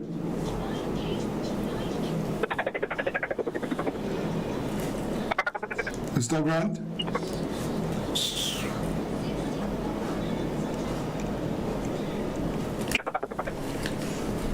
Mr. Grant? Law and order is out of whack in Jamaica and particularly in Montego Bay and by extension St. James. Yes. What needs to be done at this stage is to nip all the wrongs in the bud. Don't allow anything to germinate. Nip it in the bud. Yes, sir. So you don't get the bloom come out and the seeds spread. Montego Bay needs to have proper road usage. Yes. The laws need to be enforced. Persons drive on any side of the road, anywhere, anyhow, anytime. Yes. Right? Hand carts on the road, anywhere, anytime, anyhow. You know? Cyclists and motorbikes in the town do exactly what they want to do with no fear of anything happening. Yes. Right? When you look at taxis operating, you know, they park and stop anywhere, anyhow. So if there is anything that's happening that the ambulance or the police need to move, they are impeded. Yes. And it seems as if it is deliberate that the congestion is created that anything can happen. A couple weeks ago, in Sam Sharp Square, beside Sam Sharp Monument, beside Sam Sharp statue, 3 people were shot and killed right there. Yes, yes, yes. In Sam Sharp Square. The plan, and when I was near, the lines are there to put in cameras all around Montego Bay and can go up to as far as Anchovy. Yes. So anything can be traced by the system that is there. They didn't have more than 5 of the cameras that are suitable for that purpose. Yes. Based on the program that we had, we offered to purchase the cameras. The ministry indicated that they have to buy it. And that was the end of it. So when I see people dying in Sam Sharp Square and you can't pick up who did it or how it was done, you know, it burns me that it was a deliberate attempt to allow things to go on as they want in the city of Montego Bay. Yes, sir. You know, we need to start from the small things. The small things. You use what Rudy Giuliani adopted from his commissioner when he was near of New York. The broken window method. Start from the small things and work right up to the top. Yes, yes, yes. But so we're not supposed to have a dance in this place. It should not be happen. It should not happen. Yes. If you're doing a church service and there is no permission to do it, it should not happen. Yes. You know, and you don't excuse anyone from going through the process. Yes. What is good for the goose is good for the gander. Yes. But Mr. Harris. And get the city back to its rightful place. Yes. Mr. Harris, I want you to correct me if I'm wrong. When I look at the areas where the crime is concentrated now, those are the underdeveloped areas around Montego Bay, right? Let no go studio. It is all around in St. James. Yes. You hear of Salisbury now, but it is all around in St. James. Yes. Okay. So,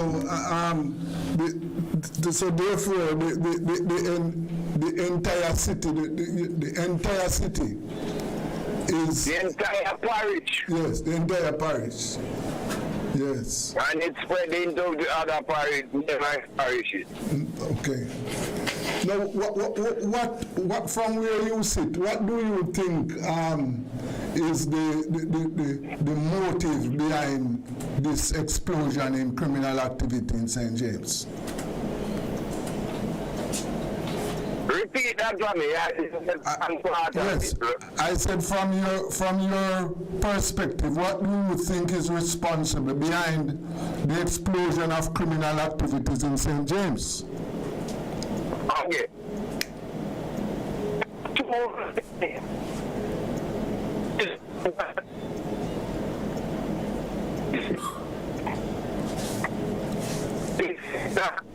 I am not hearing you. Repeat what you said. There are too many illegal activities going on in St. James. Yes. Right? Mm-hmm. And the fact of the matter is that government plays a blind eye to certain things. You as a business person working hard to earn some funds, right? To earn a living. People and everybody come down on you. But a man that has never worked and paid $1 taxes by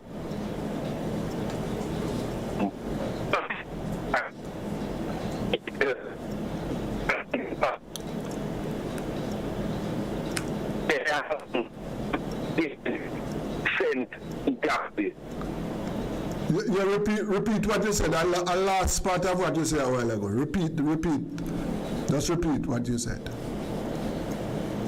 Somebody working very hard to earn a living.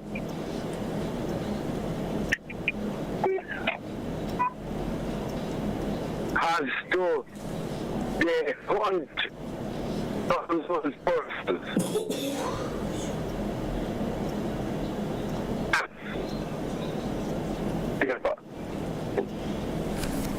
You're breaking up.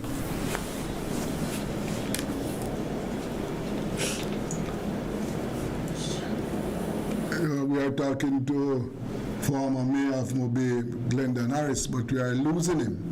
I don't know, we're having some issues with the telephones. Yes. And let me try and get him back. It soon seems that we have lost him. So let me try and see if we can get him back on the line. Yes. His parish is now under curfew. Mr. Harris? 3.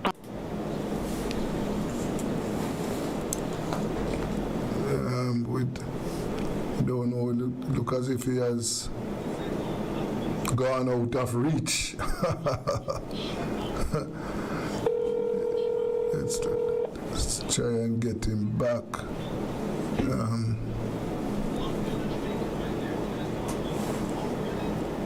Hello, Mr. Hello. Yes, Mr. Harris, I lost you a while ago. You are back with us? Yes. So as you were saying that there are too many illegal activities in St. James. Yes. So for example, you know, it is believed that a lot of scamming,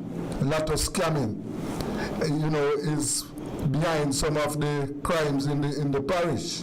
But how prevalent is a lot of scam down here now? Has it been downgraded, or it is still plentiful? Well, not to my knowledge. Yes. It has gone down. Well, I am not sure on that. Okay. Yes. But what are some of the other illegal activities you are talking about? Drugs and what? What are some of the other illegal activities you are talking about? Well, you name it. Okay. I see. So, where we are now, I understand that the police are carrying out operations all over the parish now, but you think that will bring the situation under control and arrest? They will be able to take in some of these gunmen? Well, today, ironically, I was going down to the tax office, and about one chain down from the police station at Freeport, I was stopped. You know? Yes. That's not where they're supposed to be. That's not where they're supposed to be. You know? But they are conducting operations all over the parish. So, well, I don't see them anywhere else conducting operations. Apart from the taxi men and so on, they're you know? Yes. Well, let us hope that things are brought under control and the perpetrators are taken off the streets, because too much bloodletting right now in the parish. Definitely, there is too much. There is too much bloodletting in the parish, you know. And I can't swear for everybody, but I know a lot of innocent people have been losing their life. Yes.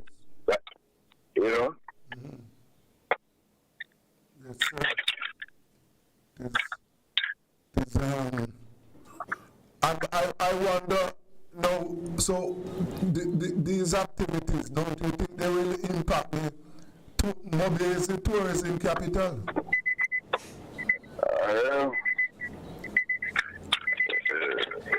That's what we say. And the marketing says that because in places that are not in Montego Bay will marketed as St. James Montego Bay. You know? So it might not be wise to say Montego Bay. Yes, yes. But in your area, what is the mood of the people? What are they saying? What the people on the ground are saying? In my area, what the people are saying? The people on the ground, what are they saying? No, people are stood up and tired of what is happening and the the constant declaration of SOEs, which hardly yield any fruit. Yes. All right. Well, Mr. Harris, let us hope that these measures will bring some order into the place and, you know, save some lives. Let us see what happens. Thank you very much. Thank you very much for your time. Okay, you're welcome. Okay. That was former mayor of Mobay, Mr. Glendon Harris. He's telling us about what's happening in the parish. And that's where we end today's program. Yes. We'd like to thank all my listeners and viewers. Yes. And I want to thank my technical operator, Kevin. And I am urging all my listeners, all Jamaicans, to stay safe, stay out of the reach, stay away from the crime.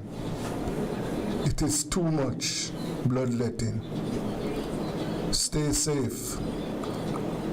This is Rebel Radio. I'm Desmond Richards.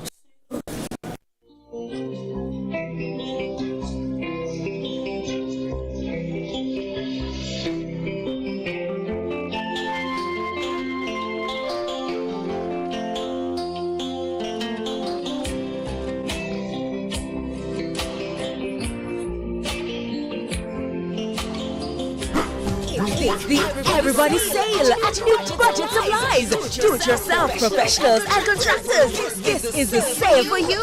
Lumber, steel, dress and foam ply, water tanks, pumps, PVC pipes and fittings, toilets, bathtubs, vanities and basins, windows, paint, doors, floor and wall tiles, insets and grout. Up to 20% off selected items. 195 Haverford Road. Telephone 93-4560. New Budget Supplies. Always the best prices. It's always saving season at Tools, Hardware and Supplies. New arrivals are here. With variety and prices you love. We have the best in porcelain and ceramic tiles, Windows, doors, and much more. So what are you waiting for? When you think of tiles, think Tools. The one-stop for all your home finishes. So come visit us at 279 Spanish Town Road, 4 South Camp Road, 8 Red Hills Road, or online at toolsja.com. Tools! The Lion King of Hardware.